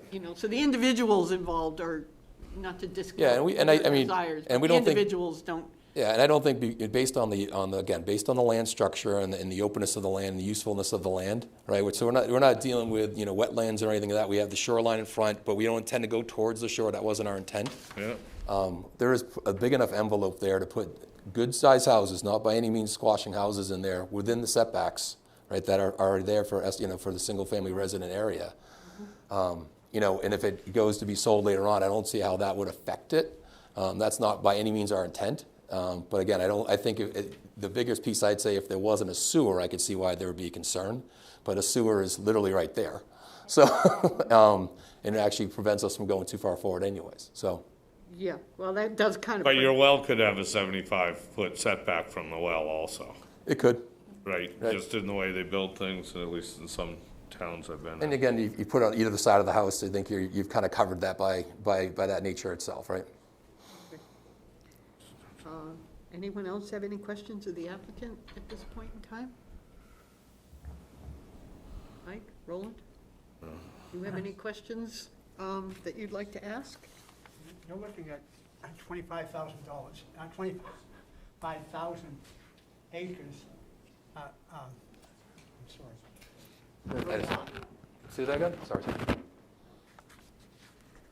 So you're going to be 15,000 shy. We'll be around 12,000 shy as I think the math was originally. That's an awful stretch. If you look at the other homes in Laconia in that area, they're a lot smaller lots than ours.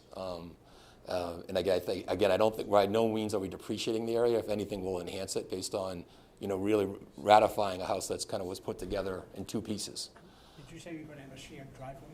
No. We're going to have a shared driveway. We're going to have an independent driveway. That was our approach.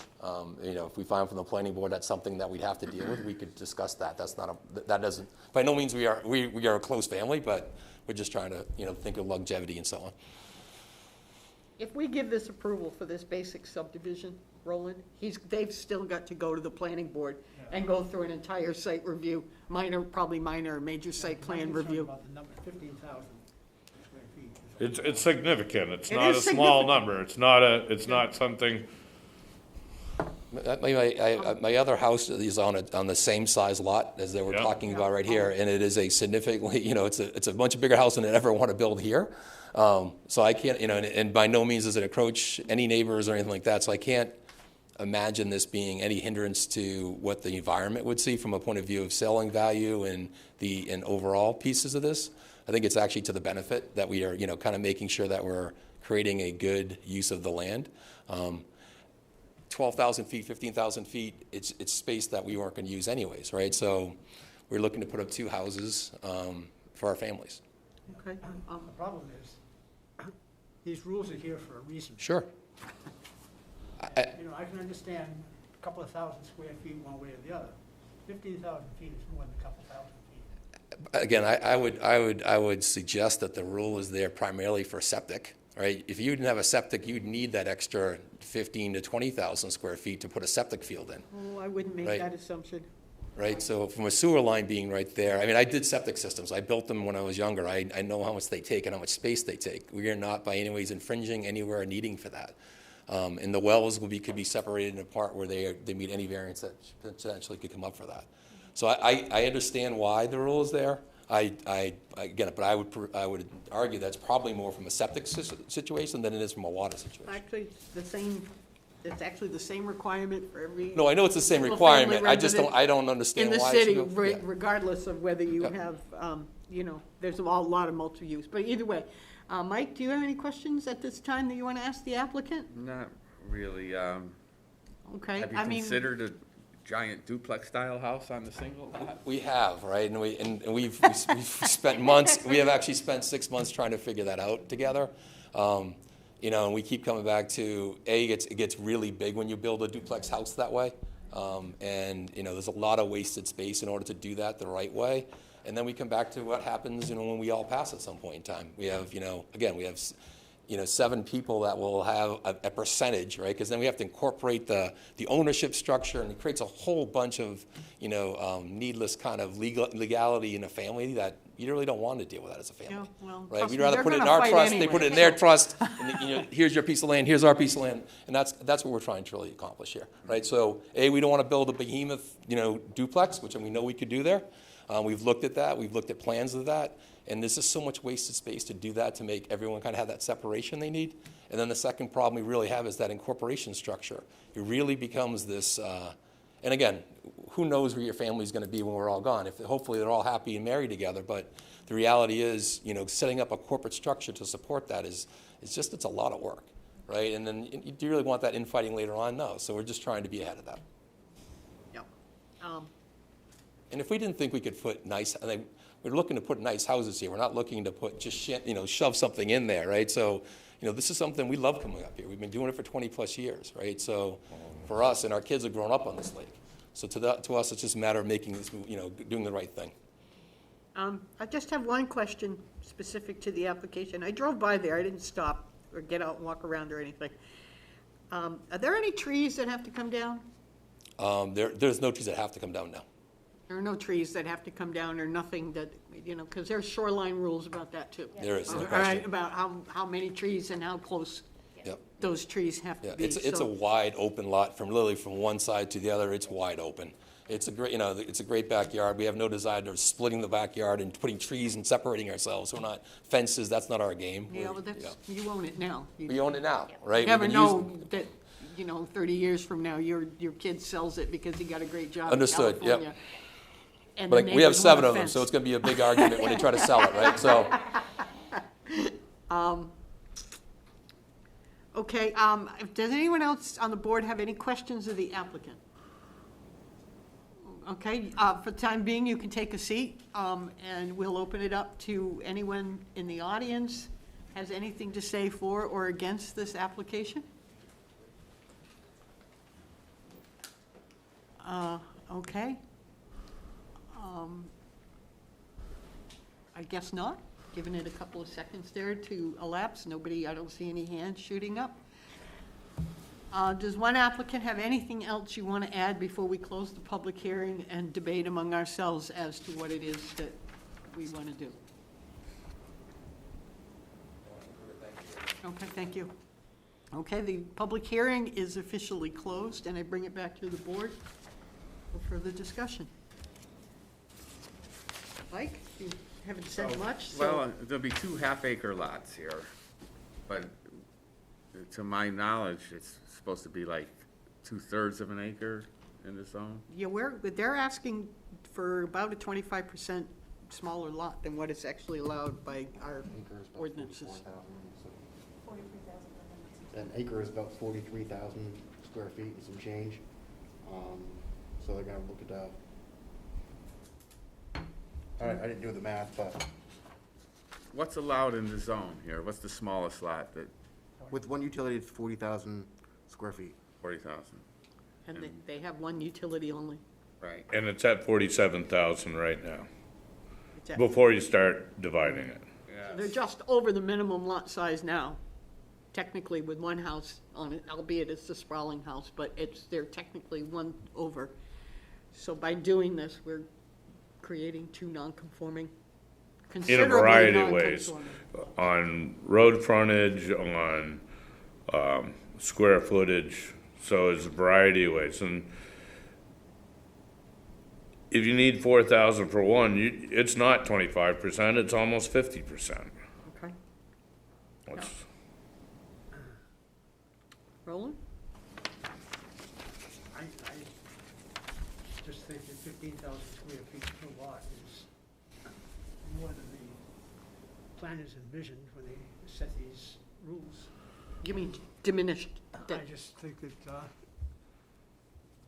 it's going to change the tenor of that area up there by having those 2 houses on that small lot. Okay. Mike, anything else you want to say? Or do you have any opinion either way, or not an opinion, but anything you wanna add? Either way on this, I understand I certainly understand the sentiments involved and the reasoning to be able to want to do it. All of us, even though of us who have lived here for some time and are not visitors, truly appreciate the way the community is, and really, that's kind of the reason that we have zoning ordinance rules, and this is, to me, even though I understand why they would desire, it certainly seems to be too far outside of the boundaries. You know, if it were something, you know, if we were dealing with 2-3%, you know, I can be convinced, but this is significant. Okay, do I hear a motion? Anyone here care to make a motion? I have no questions. Does anyone have any questions for Rob or Karen? Is there anything that you don't think you understand enough about what needs to happen here from the staff? And then, this is bearing in mind that if we were to say yes tonight, they would still have to go to the planning board to get a site review. Okay, so understand that there are gonna be more hurdles that they've gotta cross before. I don't think I need to drill a hole in their boat so they can cross the Rubicon. I agree, think. yeah, I I'm think making. we have sure- enough, I think we have enough for what we have in our zoning ordinances right here to say, you know what, thank you very much. Okay. Does anyone on the board want to make a motion either way? Roland? Mike? I'll play, but you know how it's gonna go. Okay. So. How does everybody else feel here? Positive, negative? I'm leaning away from dividing it in half. All right. Okay. And Roland, you've pretty clear that you think it's gonna be two small lots. What? You believe what do you believe? What do you think? Okay, so can I have a motion? Yes, you can. Here we go. Application Z0-2020-0067. This is a variance for 23 Summit Ave in Laconia, New Hampshire, from the Kobleski family. We're requesting a variance from Article 6, 235-32 of the zoning ordinance to permit them to be able to create two lots out of one. In this, you would have two lots that were non-conforming. Right now, you have one lot that's conforming. You'd be creating two non-conforming lots, which is one of the things we try not to do here, is create non-conforming or more non-conforming lots. It would be contrary to the public interest because this is different than what the zoning ordinance proposed. If it were granted, we'd just gut the spirit of the ordinance because we would be ignoring it. Granting the variance would not do substantial justice because we, once again, in the ignoring of the reason why there's been a thoughtful process to make these rules. Once again, if we had some other things here like sewer or something that could reduce it, possibly, but the reality of it here is you need 40,000 square feet to be able to build a building on this lot. Substantial justice is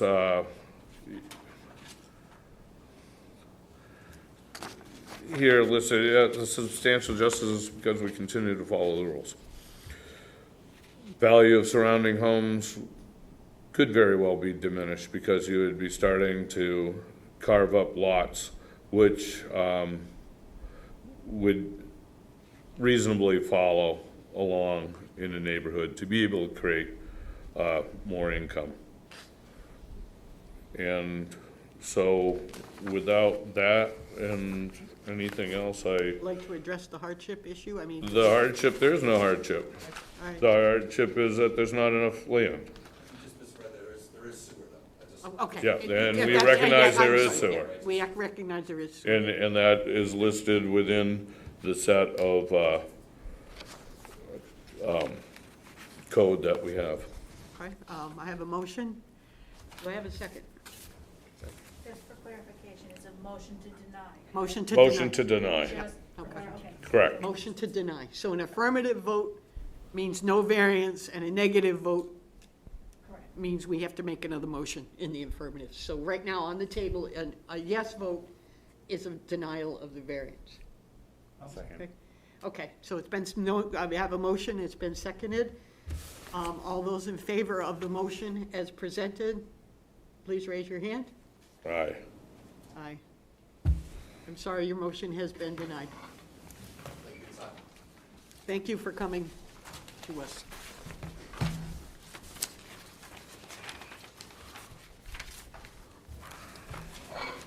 Okay, I believe next on the list is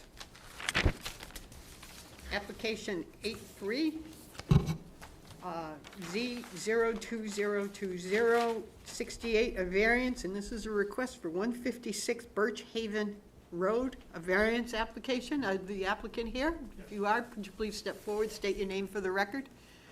And actually, oh, okay, I didn't know if we needed to make a temporary break here. I guess not. Okay, we'll just give you a second until Mike can get back. Thanks. Okay, state your name for the record and. Stephen and Lisa Vaccaro, and we're here for 156 Birch Haven.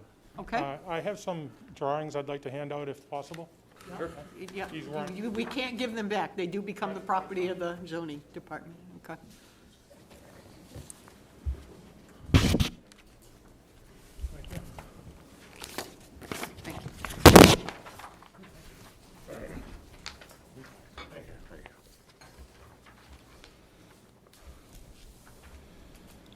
Purchased this property on May 1st, where the original thoughts were to rebuild the structure, renovate it, and move into it as it is. We talked to some contractors previous to buying the property, and we got some bad information. They said it wouldn't be a problem. Then we purchased the property after talking to someone who we thought we wanted to do this project. They said it's an older property. The cabin has no interior walls. So this is an old cabin that was raised, put it on a foundation. And so basically they said we'd have to redo the walls, 2x6 walls, to get insulation and everything to make it inhabitable in the winter. Then we went into that, then we need a new roof. So after all this, we said, well, at this point, this was originally purchased to someday be our retirement home. We've lived at 277 Weirs Boulevard for the last 10 years as summer, it's our summer vacation. We hope to retire up here within the next couple of years. So we put this together. We're trying to put down on a second story and expand the property 2 feet on each side. We're going to keep the current footprint as far as the foundation goes and put in an access from the roadside. There's currently no way to get into the house from the front of the house. You have to go around the back of the house to get in. It's currently on a non-conforming lot, and we're asking for a variance to increase the width of it by 4 feet, 2 feet on each side. Width of it. And the front entryway. Okay, so if I'm looking at this schematic, I'm looking at the yellow document that was submitted along with your application. Your expansion is going to bring you to within 3 feet of the setback on one side of this property and 9 feet. 6 feet on one side. I'm looking at 3 feet and 9 feet on this. Okay. I've talked to both the abutters, both abutters on the people that are affected most. Both are okay with this. I had one has given me a letter. Can I hand this over? Actually, if I just want to clarify, so the gentleman has the tax map, and what his drawing, the drawing that was submitted was hand-drawn, and this one is professional. Oh, So, okay. All right. This here, when you're measuring with the engineering ruler and you're doing everything by pencil, you know, you have the factor of lead and whatnot, so that kind of factors out, you know, you might get a plus or minus variation in your calculation. So that's 3 feet on there, but on his actual site plan that he submitted, it shows that he's actually 4.3 feet So this from is- that side setback. So this is gonna be 4.3. Yep. Okay, thank you. You're welcome. And then the other side is 9, and the setback in this area is 10. So is the other side on this, the short end of this lot, I guess what I would say? Is that 10 feet, or? Where's Birch Haven? It's, you know, it's off Hilliard Road. It's a gated community. I couldn't even look at the lot. I couldn't get down there, which, well. I can give you the code to get down. Yeah. So it's. No, I don't want the code. I just, usually, The entire area is, it's an old, the way they subdivided the land, every lot is non-conforming in there. My neighbor. understand that. My neighbor had just got a variance to do work on his house, and he's still in the middle of doing the work. okay. And the neighbor on the other side of me, he's talking about doing work. You know, we're talking about trying to bring up the area. I understand it is close, but neither person that is directly affected is against this project. Could I just submit one of them Yeah. sent me a letter? Yeah, that's fine. And this is from the abutter on I call it the close side and the far side. This is from the far side. This is from the far side? Yeah. Okay. And the other abutter is not here? Well, I don't know that yet. Okay. And you're not planning on going anywhere near closer to the water? No. This is just the side setbacks. And these steps, are those going to encroach into the front setback? Do you need setbacks all around or just on the I sides? think it was the sides.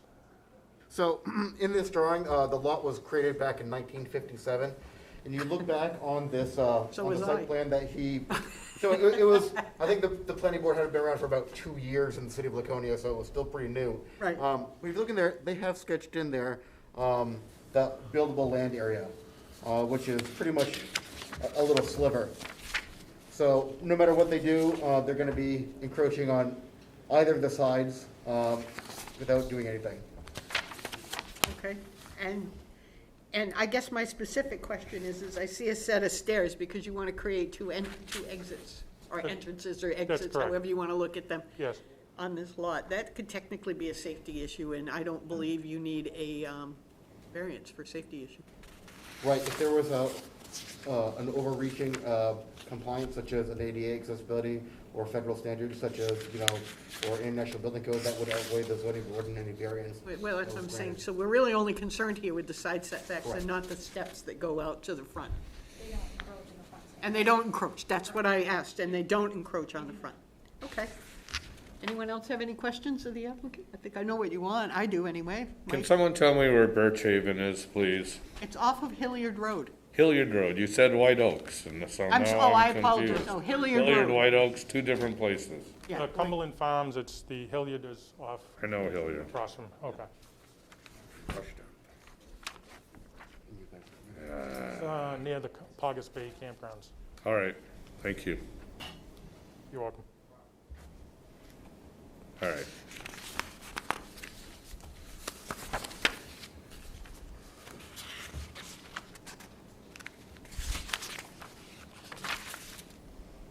Now, Steve, is it necessary to add on to this side of the house?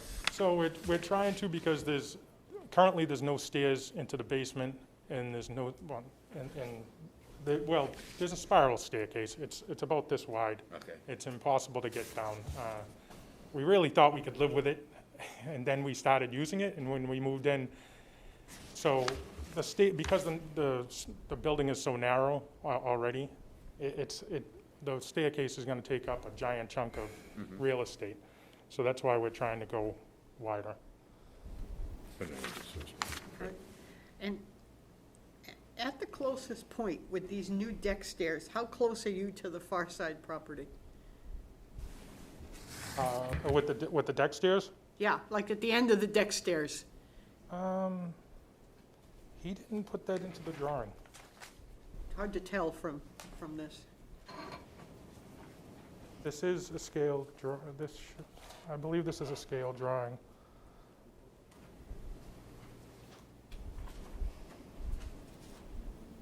I mean, it looks, I can't tell exactly. I can't tell exactly either. I mean, if you compare it to the close side, it's at least 3 times, I mean, to give an Yeah, idea. okay. I just didn't know if you knew off the It's, top of your head. Thank you.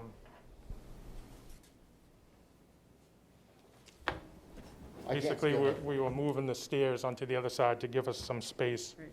on that side. Currently, the stairs, if we left the stairs where they were, we don't have enough room to move them out that way.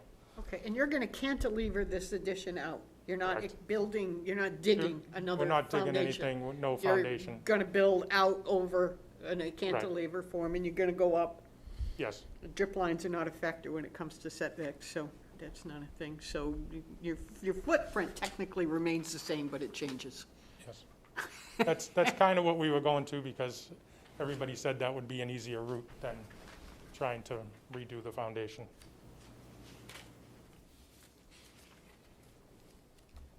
Roland? Mike? Mike? No.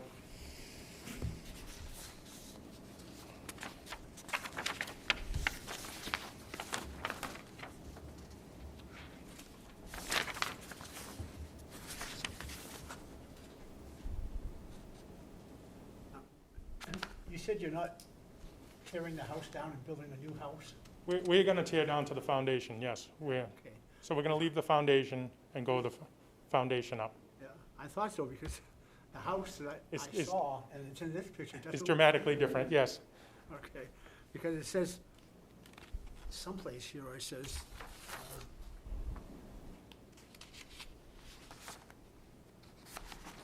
Yep.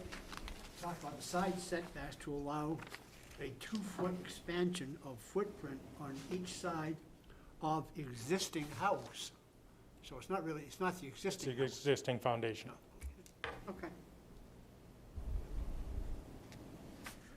Oh, this is 2 stories Yes, with a walkout.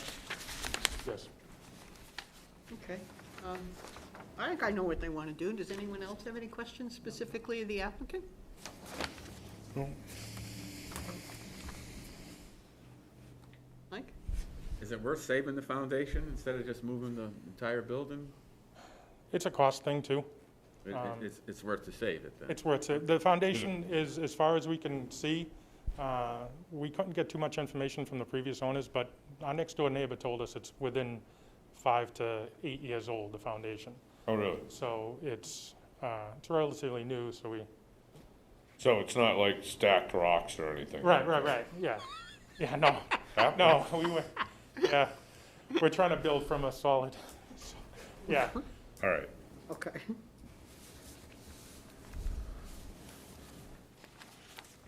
Drawings look great, building, nice looking building.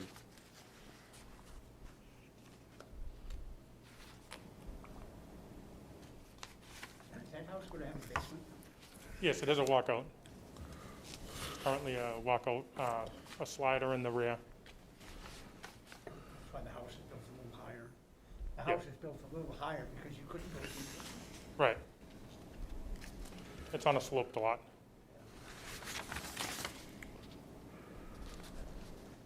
Anybody else for or against?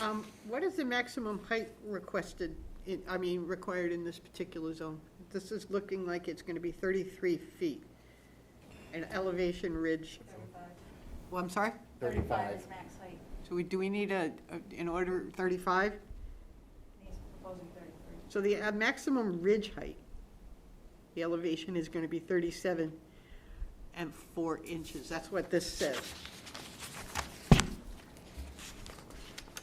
So that's what's allowed, and that's where you're going to be. I understand. So you're barely under the 35 Yeah. feet high. And even so, if some of that pitch was non-livable space, they're allowed 15 feet above the maximum height limit. Oh, okay, all right. I just wanted to know if we had every variance that we needed to have that we're deciding on tonight, or if we needed to do a height variance too. That was just it was more of an academic question. Do we have any more questions of the applicant? Nope. Okay, thanks. If you have a seat. I'm going to ask if there's anyone in the audience that has anything to say for or against this application. I guess as the normal chair would say, speak now or forever hold your peace.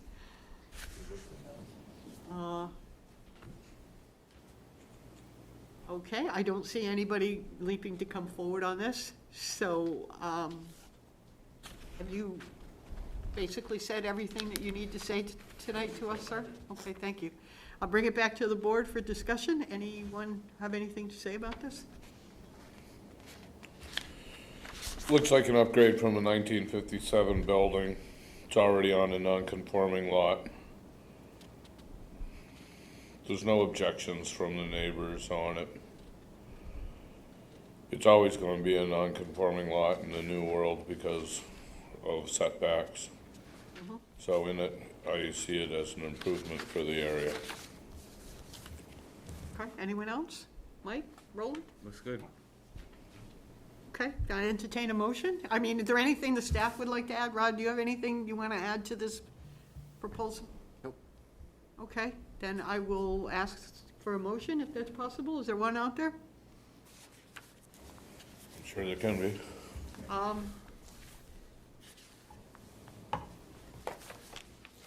think I had one written out thinking that it wasn't, oh no, I may not have for this one, because I never did get to look at it. All right, we're looking at Oh, yeah, okay, just make sure I'm right now. We're looking at application Z020200068, variance for 168 Birch Haven Road for Stephen and Lisa Picaro. Looking at rebuilding here a 1957 camp, upgrading it, and bringing it into the 21st century.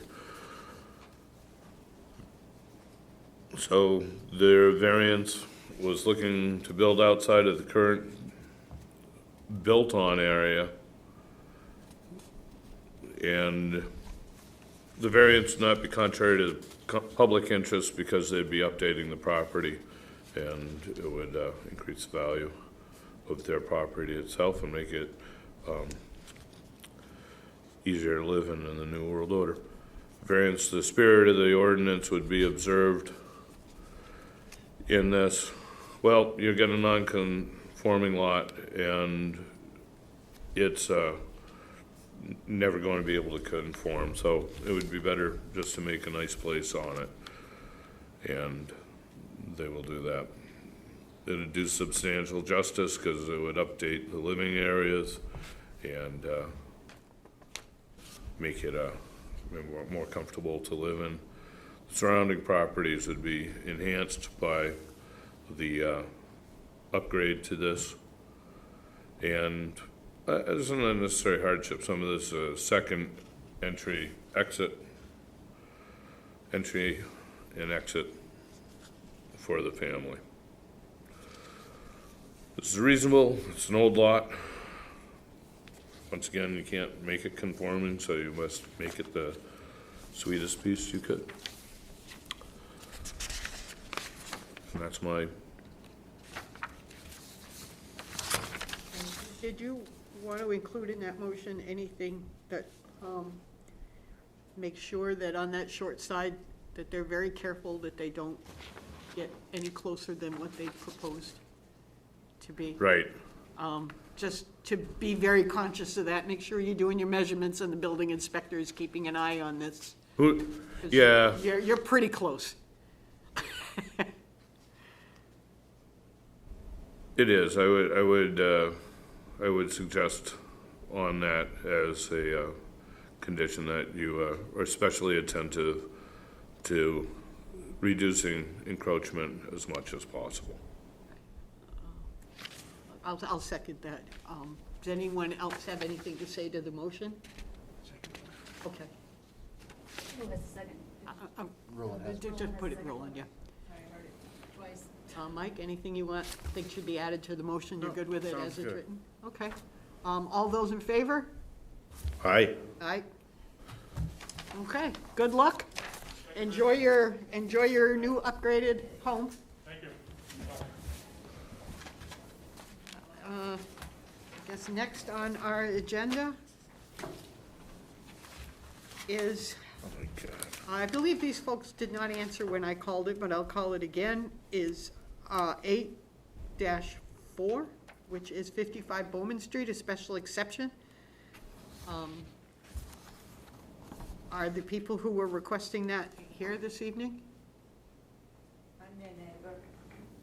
Okay, I do need to hear from the applicant. Wait, is the applicant here for 55 Bowman Street? No, I don't believe it is. So because we are a short board, I don't know if they were here earlier. There were a couple of people when I explained to them how a short board works that did get up and leave, and I don't know who those folks are.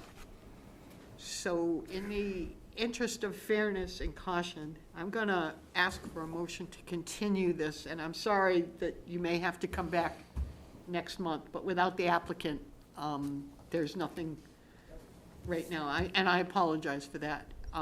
So I would entertain a motion to continue this application until our September meeting. Found in my neighborhood, if you didn't own the house, Okay, you didn't get the mail. So my neighbors, I went around to my neighbors, and they didn't even get it because they're all renters. okay, well, and I understand that, but when we're not hearing the application, with a motion on the table, ma'am, to continue this until next month. I apologize for any inconvenience this has caused you this evening. Motion to The applicants continue. just aren't here. Motion to continue. Okay, second? Okay, all those in favor? Aye. Okay. Our next on application is 85 Z02020-71, a variance, and this is a request for 107 Massachusetts Ave. Is the applicant here? And thank you. Please come up, state your name, and Good evening. I'm James Cawley, 107 Massachusetts Avenue. I've owned the house for 2 years. Okay. What I would like to do, my house already isn't coming to the building setbacks for the front. The house was built in 1947. I believe that's 8 years prior to you guys having a desk here. So approximately, I would say 20% of the house already encroaches on the front right. Setback. What I would like to do is add a mudroom, which will probably about 1 foot into the setback, and a covered porch in the front. Still staying within the confines of the building line, not encroaching any more than what the existing house already is. It's just for curb appeal. I'm trying to fix it up a little bit, and it's becoming my primary residence. Oh, okay, great. Yes. I guess my question is, so the only real setback you need on this is really the front setback. You're staying within the Front. side, so you just want to come a little bit further. Yes. Yeah, you want to come further. And one of the decks is already out past, Yeah, I see that. I existing, see that. So I'm just kind of adding, it'd be to the east of the building, so. Okay. Does anyone on the board have any questions for Mr. Crowley?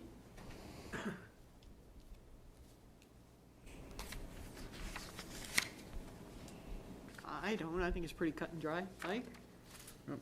Roland? Do you have any questions for Mr. Crowley? Mike? Did you come before this board a year or so ago? Nope, I have not. This is the first time. We did another house on Mass Ave that looks just like the one you own. There's several. There's several houses, and I think if you look down the line, every single house is in conformance. It's just, most of them were probably built prior to the zoning codes. Oh, without a doubt. Yeah. There's no doubt about that. That's, it's an old city. That's just our reality. I'm from Newport, Rhode Island, so, I get it. Yeah, well, then you even Was- have I more was from congestion Newport. and probably tighter zoning down there than we could even think of. Yes. This is a pleasure to stand in front of. I would not want to be on a zoning board in Newport, Rhode Island. I really wouldn't. I could just see the lawyers coming out of the woodwork now. Anyway, I have no further questions. I don't, anything else you want to say before I open it up for public comment? I'm all set. Okay. All set. Is there anybody here in the audience that has anything to say for or against the application for an encroachment in the front setback of 107 Massachusetts Avenue? I don't see anybody here, so for the record, it doesn't appear there's anybody to speak to this, so I will close the public hearing. Mr. Colley, you can have a seat. Thank you. And if we need you, we'll reopen the public hearing, okay? Anyone on the board have anything to say about this particular application? Reasonable request. I think it's reasonable myself. Mike? Yeah, I'm not seeing anything untoward on it. Mike? Sounds good to me. Okay, I'll entertain a motion.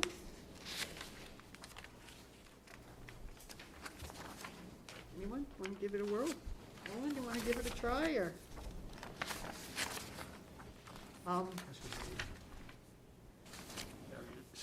This is a variance.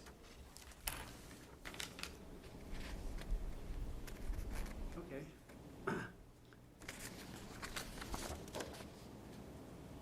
The proposed improvements are within the current building footprint and do not encroach on the neighboring side line setbacks. The proposed construction is within the building footprint and in keeping with the character of the neighborhood.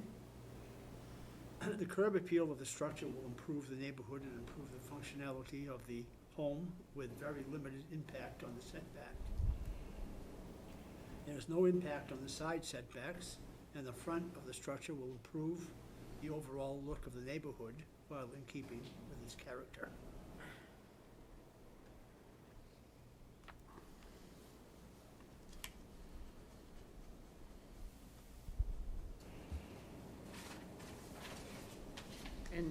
And number 5, you have to address the hardship. You have to address the hardship in your The motion. existing house was constructed in 1947 prior to the front setback zoning was established. The improvements are in keeping with the style, character, and the existing setbacks in the neighborhood, and will have no negative impact on the neighborhood or diminish, alter, or limit the surrounding properties. They are within the existing building footprint. It is in keeping with the residential use, will greatly improve the curb appeal of the property, and very little impact on the ordinance. All right, I have a motion. Do I have a second? I'll second that. Okay, I have a motion and a second. Anyone want to speak to the motion? Are there any conditions or anything at this time we want to put on it? Anything the staff has to add that you believe should be included in that motion? Okay, all those in favor of the motion? Aye. Aye. Motion granted. Good luck, Mr. Colley. Thank you for your patience, and enjoy your new sun porch. Thanks for your time. Yeah, you're welcome. Our next applicant is application 86Z02020, variance request for 233 Mechanic Street. And this is a variance to reduce the amount of green space allowed to slightly over or slightly under what is required in this neighborhood. Could you, if the applicant here? I don't believe the applicant is here this evening. Okay, if the applicant is not here, then I will entertain a motion from anyone to continue this application. Have you heard from the applicant? No.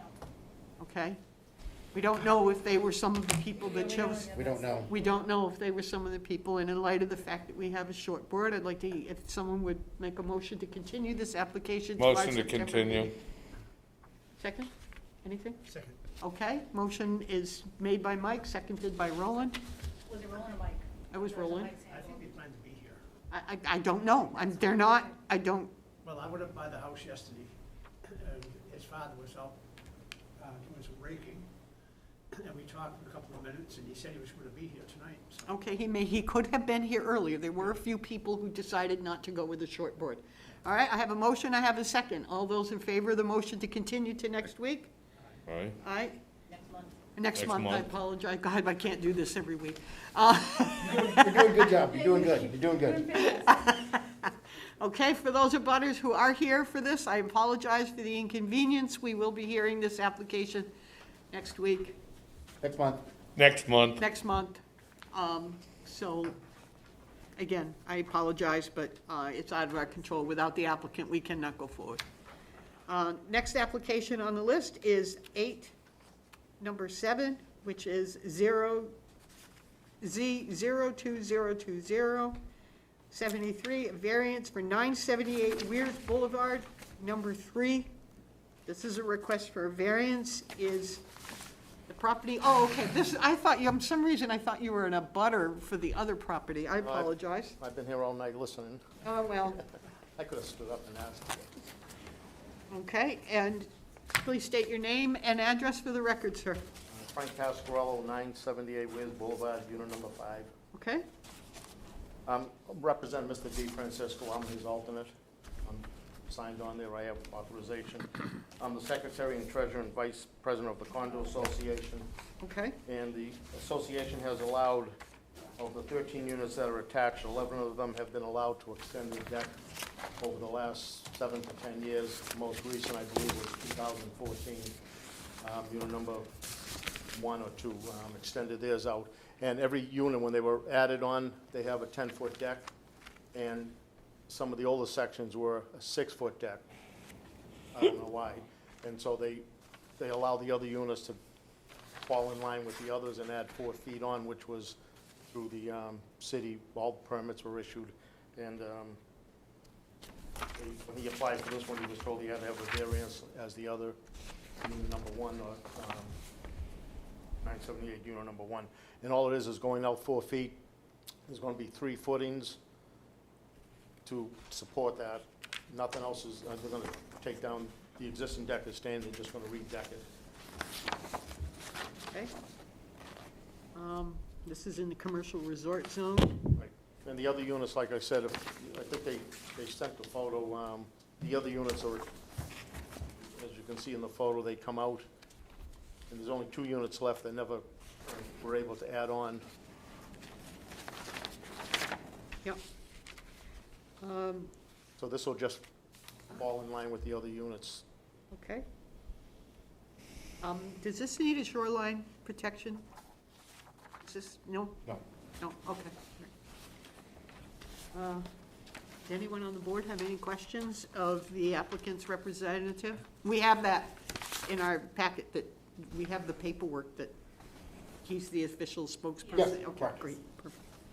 And to his point, he referenced, back in 2011, Unit 1 did receive a variance from the board for that, for the deck. Yes, So he it was the referenced same it. permit. But I have a copy of the notice of action when I was Okay. doing my research on that. Karen provided it to me. It was the same, I think it was the same variance, yes, Yep, yeah. yep. for the Okay, and exact- this is consistent with all the rest of the variances that have been granted? Okay, Roland, do you have a question for? Yes, I do.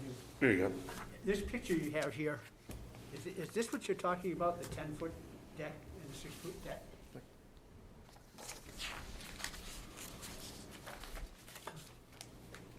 Yes, it's gonna come out, it's coming out, right now it's 6 feet. That one's already out 10 feet. That's the one that's being added 4 feet onto. He's adding 4 feet onto that to bring it out with the others. He's just coming straight out. Toward the lake. Right. It required, because when we were doing with the building department on the last unit, they were required to put footings, of course, to support it, and that's all part of the, and the carpenter who's gonna do the work is just gonna use the same footprint that the other units have used. Anyone else have any questions? Staff have anything to add? Okay, thank you. I'll ask you to take a seat, and I'll open it up for public comment. Thank you. Does anybody in the audience have anything to say for or against the application as presented to us for 978 Weirs Boulevard, Unit 3? Not seeing anybody come forward. Okay, is there anything else you want to add, sir? Okay, I will close the public hearing, bring it back to the board for a discussion. Anyone have anything to say about this? Seems okay. Yeah, I have nothing to say about this. This is actually the scene of the crime of my first job. I was a chambermaid when it used to be the old Driftwood. The first job when I was 14 or 15 years old I ever had was working there. I'm actually familiar with these decks. I probably cleaned every one of them at one point when they were little and individually units, yeah. I have no question, I have nothing to say. This seems pretty cut and dry. Nolan? Mike? Yep. Entertain a motion?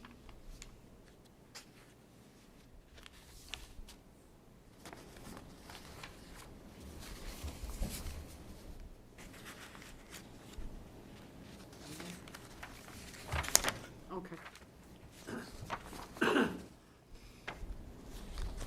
Variance will not be contrary to the public interest.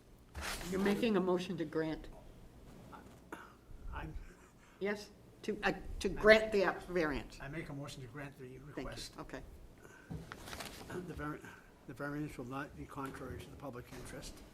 The proposed modifications to the existing structure is the same as what was done to the adjacent condo units 1 and 2 at the same address. The spirit of the ordinance, the proposed modification will be the same as other work done in other units in the same group of condos and will make Unit 3 be in conformity with those units. 3, substantial justice will be done. No change in use is proposed for the property by the modification. Property values of the abutters will not be negatively affected. Finally, the look of the unit will be consistent with the other units in the same group of condos, thus making them more uniform. The value of surrounding properties are not diminished. It will cause Unit 3 to conform to what has already been done to the adjacent units. The entire building will be enhanced, and modifications will increase the value of the neighbors by making the units look uniform and aesthetically more beautiful. For the purpose of this subparagraph, unnecessary hardship means that owning to the special conditions of the property that distinguish it from the properties in the area.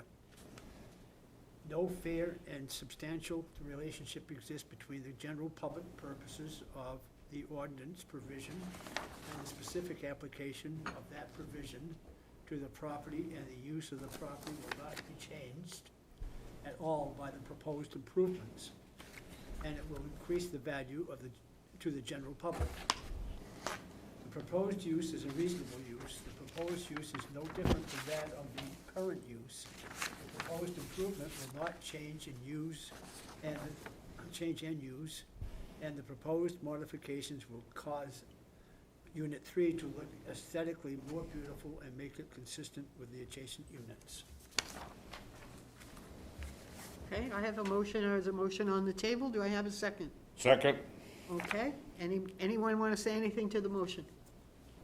Okay, all those in favor of the motion, raise your hand. Aye. Okay, your motion is granted. Enjoy your neighbor's new deck.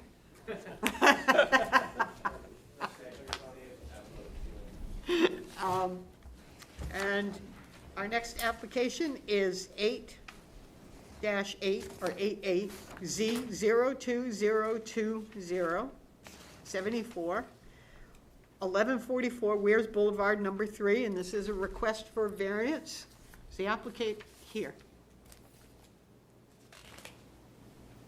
I've got a name of Timothy and/or Anna Blair? I can't necessarily read this. Blanc. Blanc, okay, apologize. Is the applicant here tonight? They never showed up. Okay, did you hear from them? Do we not know if they were here or not? Okay. As a general courtesy, usually I don't know if we do this stuff for trial. Okay, all right. Well, if that's the case, I'd entertain a motion from the board that we continue this application So motion, to next month. correct? Okay, a second? Okay, all those in favor? Aye. And when is it? I know, it's always the third Monday. It's the third Monday of the month. Should be September 21st. September 21st. And again, I apologize for the continuance. I know, since there's nothing else on the agenda that I know of, that most of you are probably here to speak either for or against this. I apologize for that. Like I said, as a matter of courtesy, Just had the we will give them pictures, so one I more didn't know if I tried said the pictures. apple. I can't answer that. Would we renotice it? No. We'll not send it to you about notices, but it will be in the newspaper on the agenda. What if he changes his permit Meaning, from what it is now? if it's substantially modified, we would renotice the abutters. Okay. If he doesn't show up a second time, will that be continued or will that be? That's for the next board to decide. To be honest with you, it's not a decision we can make tonight, but thank you for your concern. And again, I apologize that they're not here. They're just not. Okay? See you next month. Yeah, thank you. All right, is there any staff report or any other business that has to come in front of the board tonight? Nope, I got nothing. Anyone on the board have anything you want to add, subtract? I do. Yeah? My word quote for the day. Yeah. One of the things I really am missing in our little game here is the little pads. Oh, you want the iPads? Right. But it would, one thing that we didn't have there, and I'm not texting my girlfriend on the phone here, is having the ability to look at the tax maps and look at stuff. You know, a lot of times my questions are coming from that. So when I'm looking and noodling, I'm trying to know what it is in the tax. I'm trying to have some sort of connection to those tax maps. So I can make a better decision. Yeah, and it's good to have it with the satellite so you can see it and that information. I just find it very useful. No, I 100% agree. You know, I look ahead of time, but I find that when we're in the actual meeting, there's stuff that comes up that I'm curious about. You know, those iPads definitely make a world of difference when you can look at everything and zoom in. And, you know, a question is raised, it makes a world of difference, so. Yeah. So I miss those, and if they do come back, I'd really like, because we didn't have it before, is the ability to go to the tax maps. Yeah, I think we can make that a possibility. Super. Okay. That's all I had today. Anyone else have anything you want to add, subtract, talk to the staff about, make a staff recommendation? I have nothing. Mike? Okay, No. then I'll entertain a motion to adjourn. Motion to adjourn. Second? All in favor? Aye. You did a good job tonight. Oh, that was a Good job, nightmare. Gal. Very good. We're having a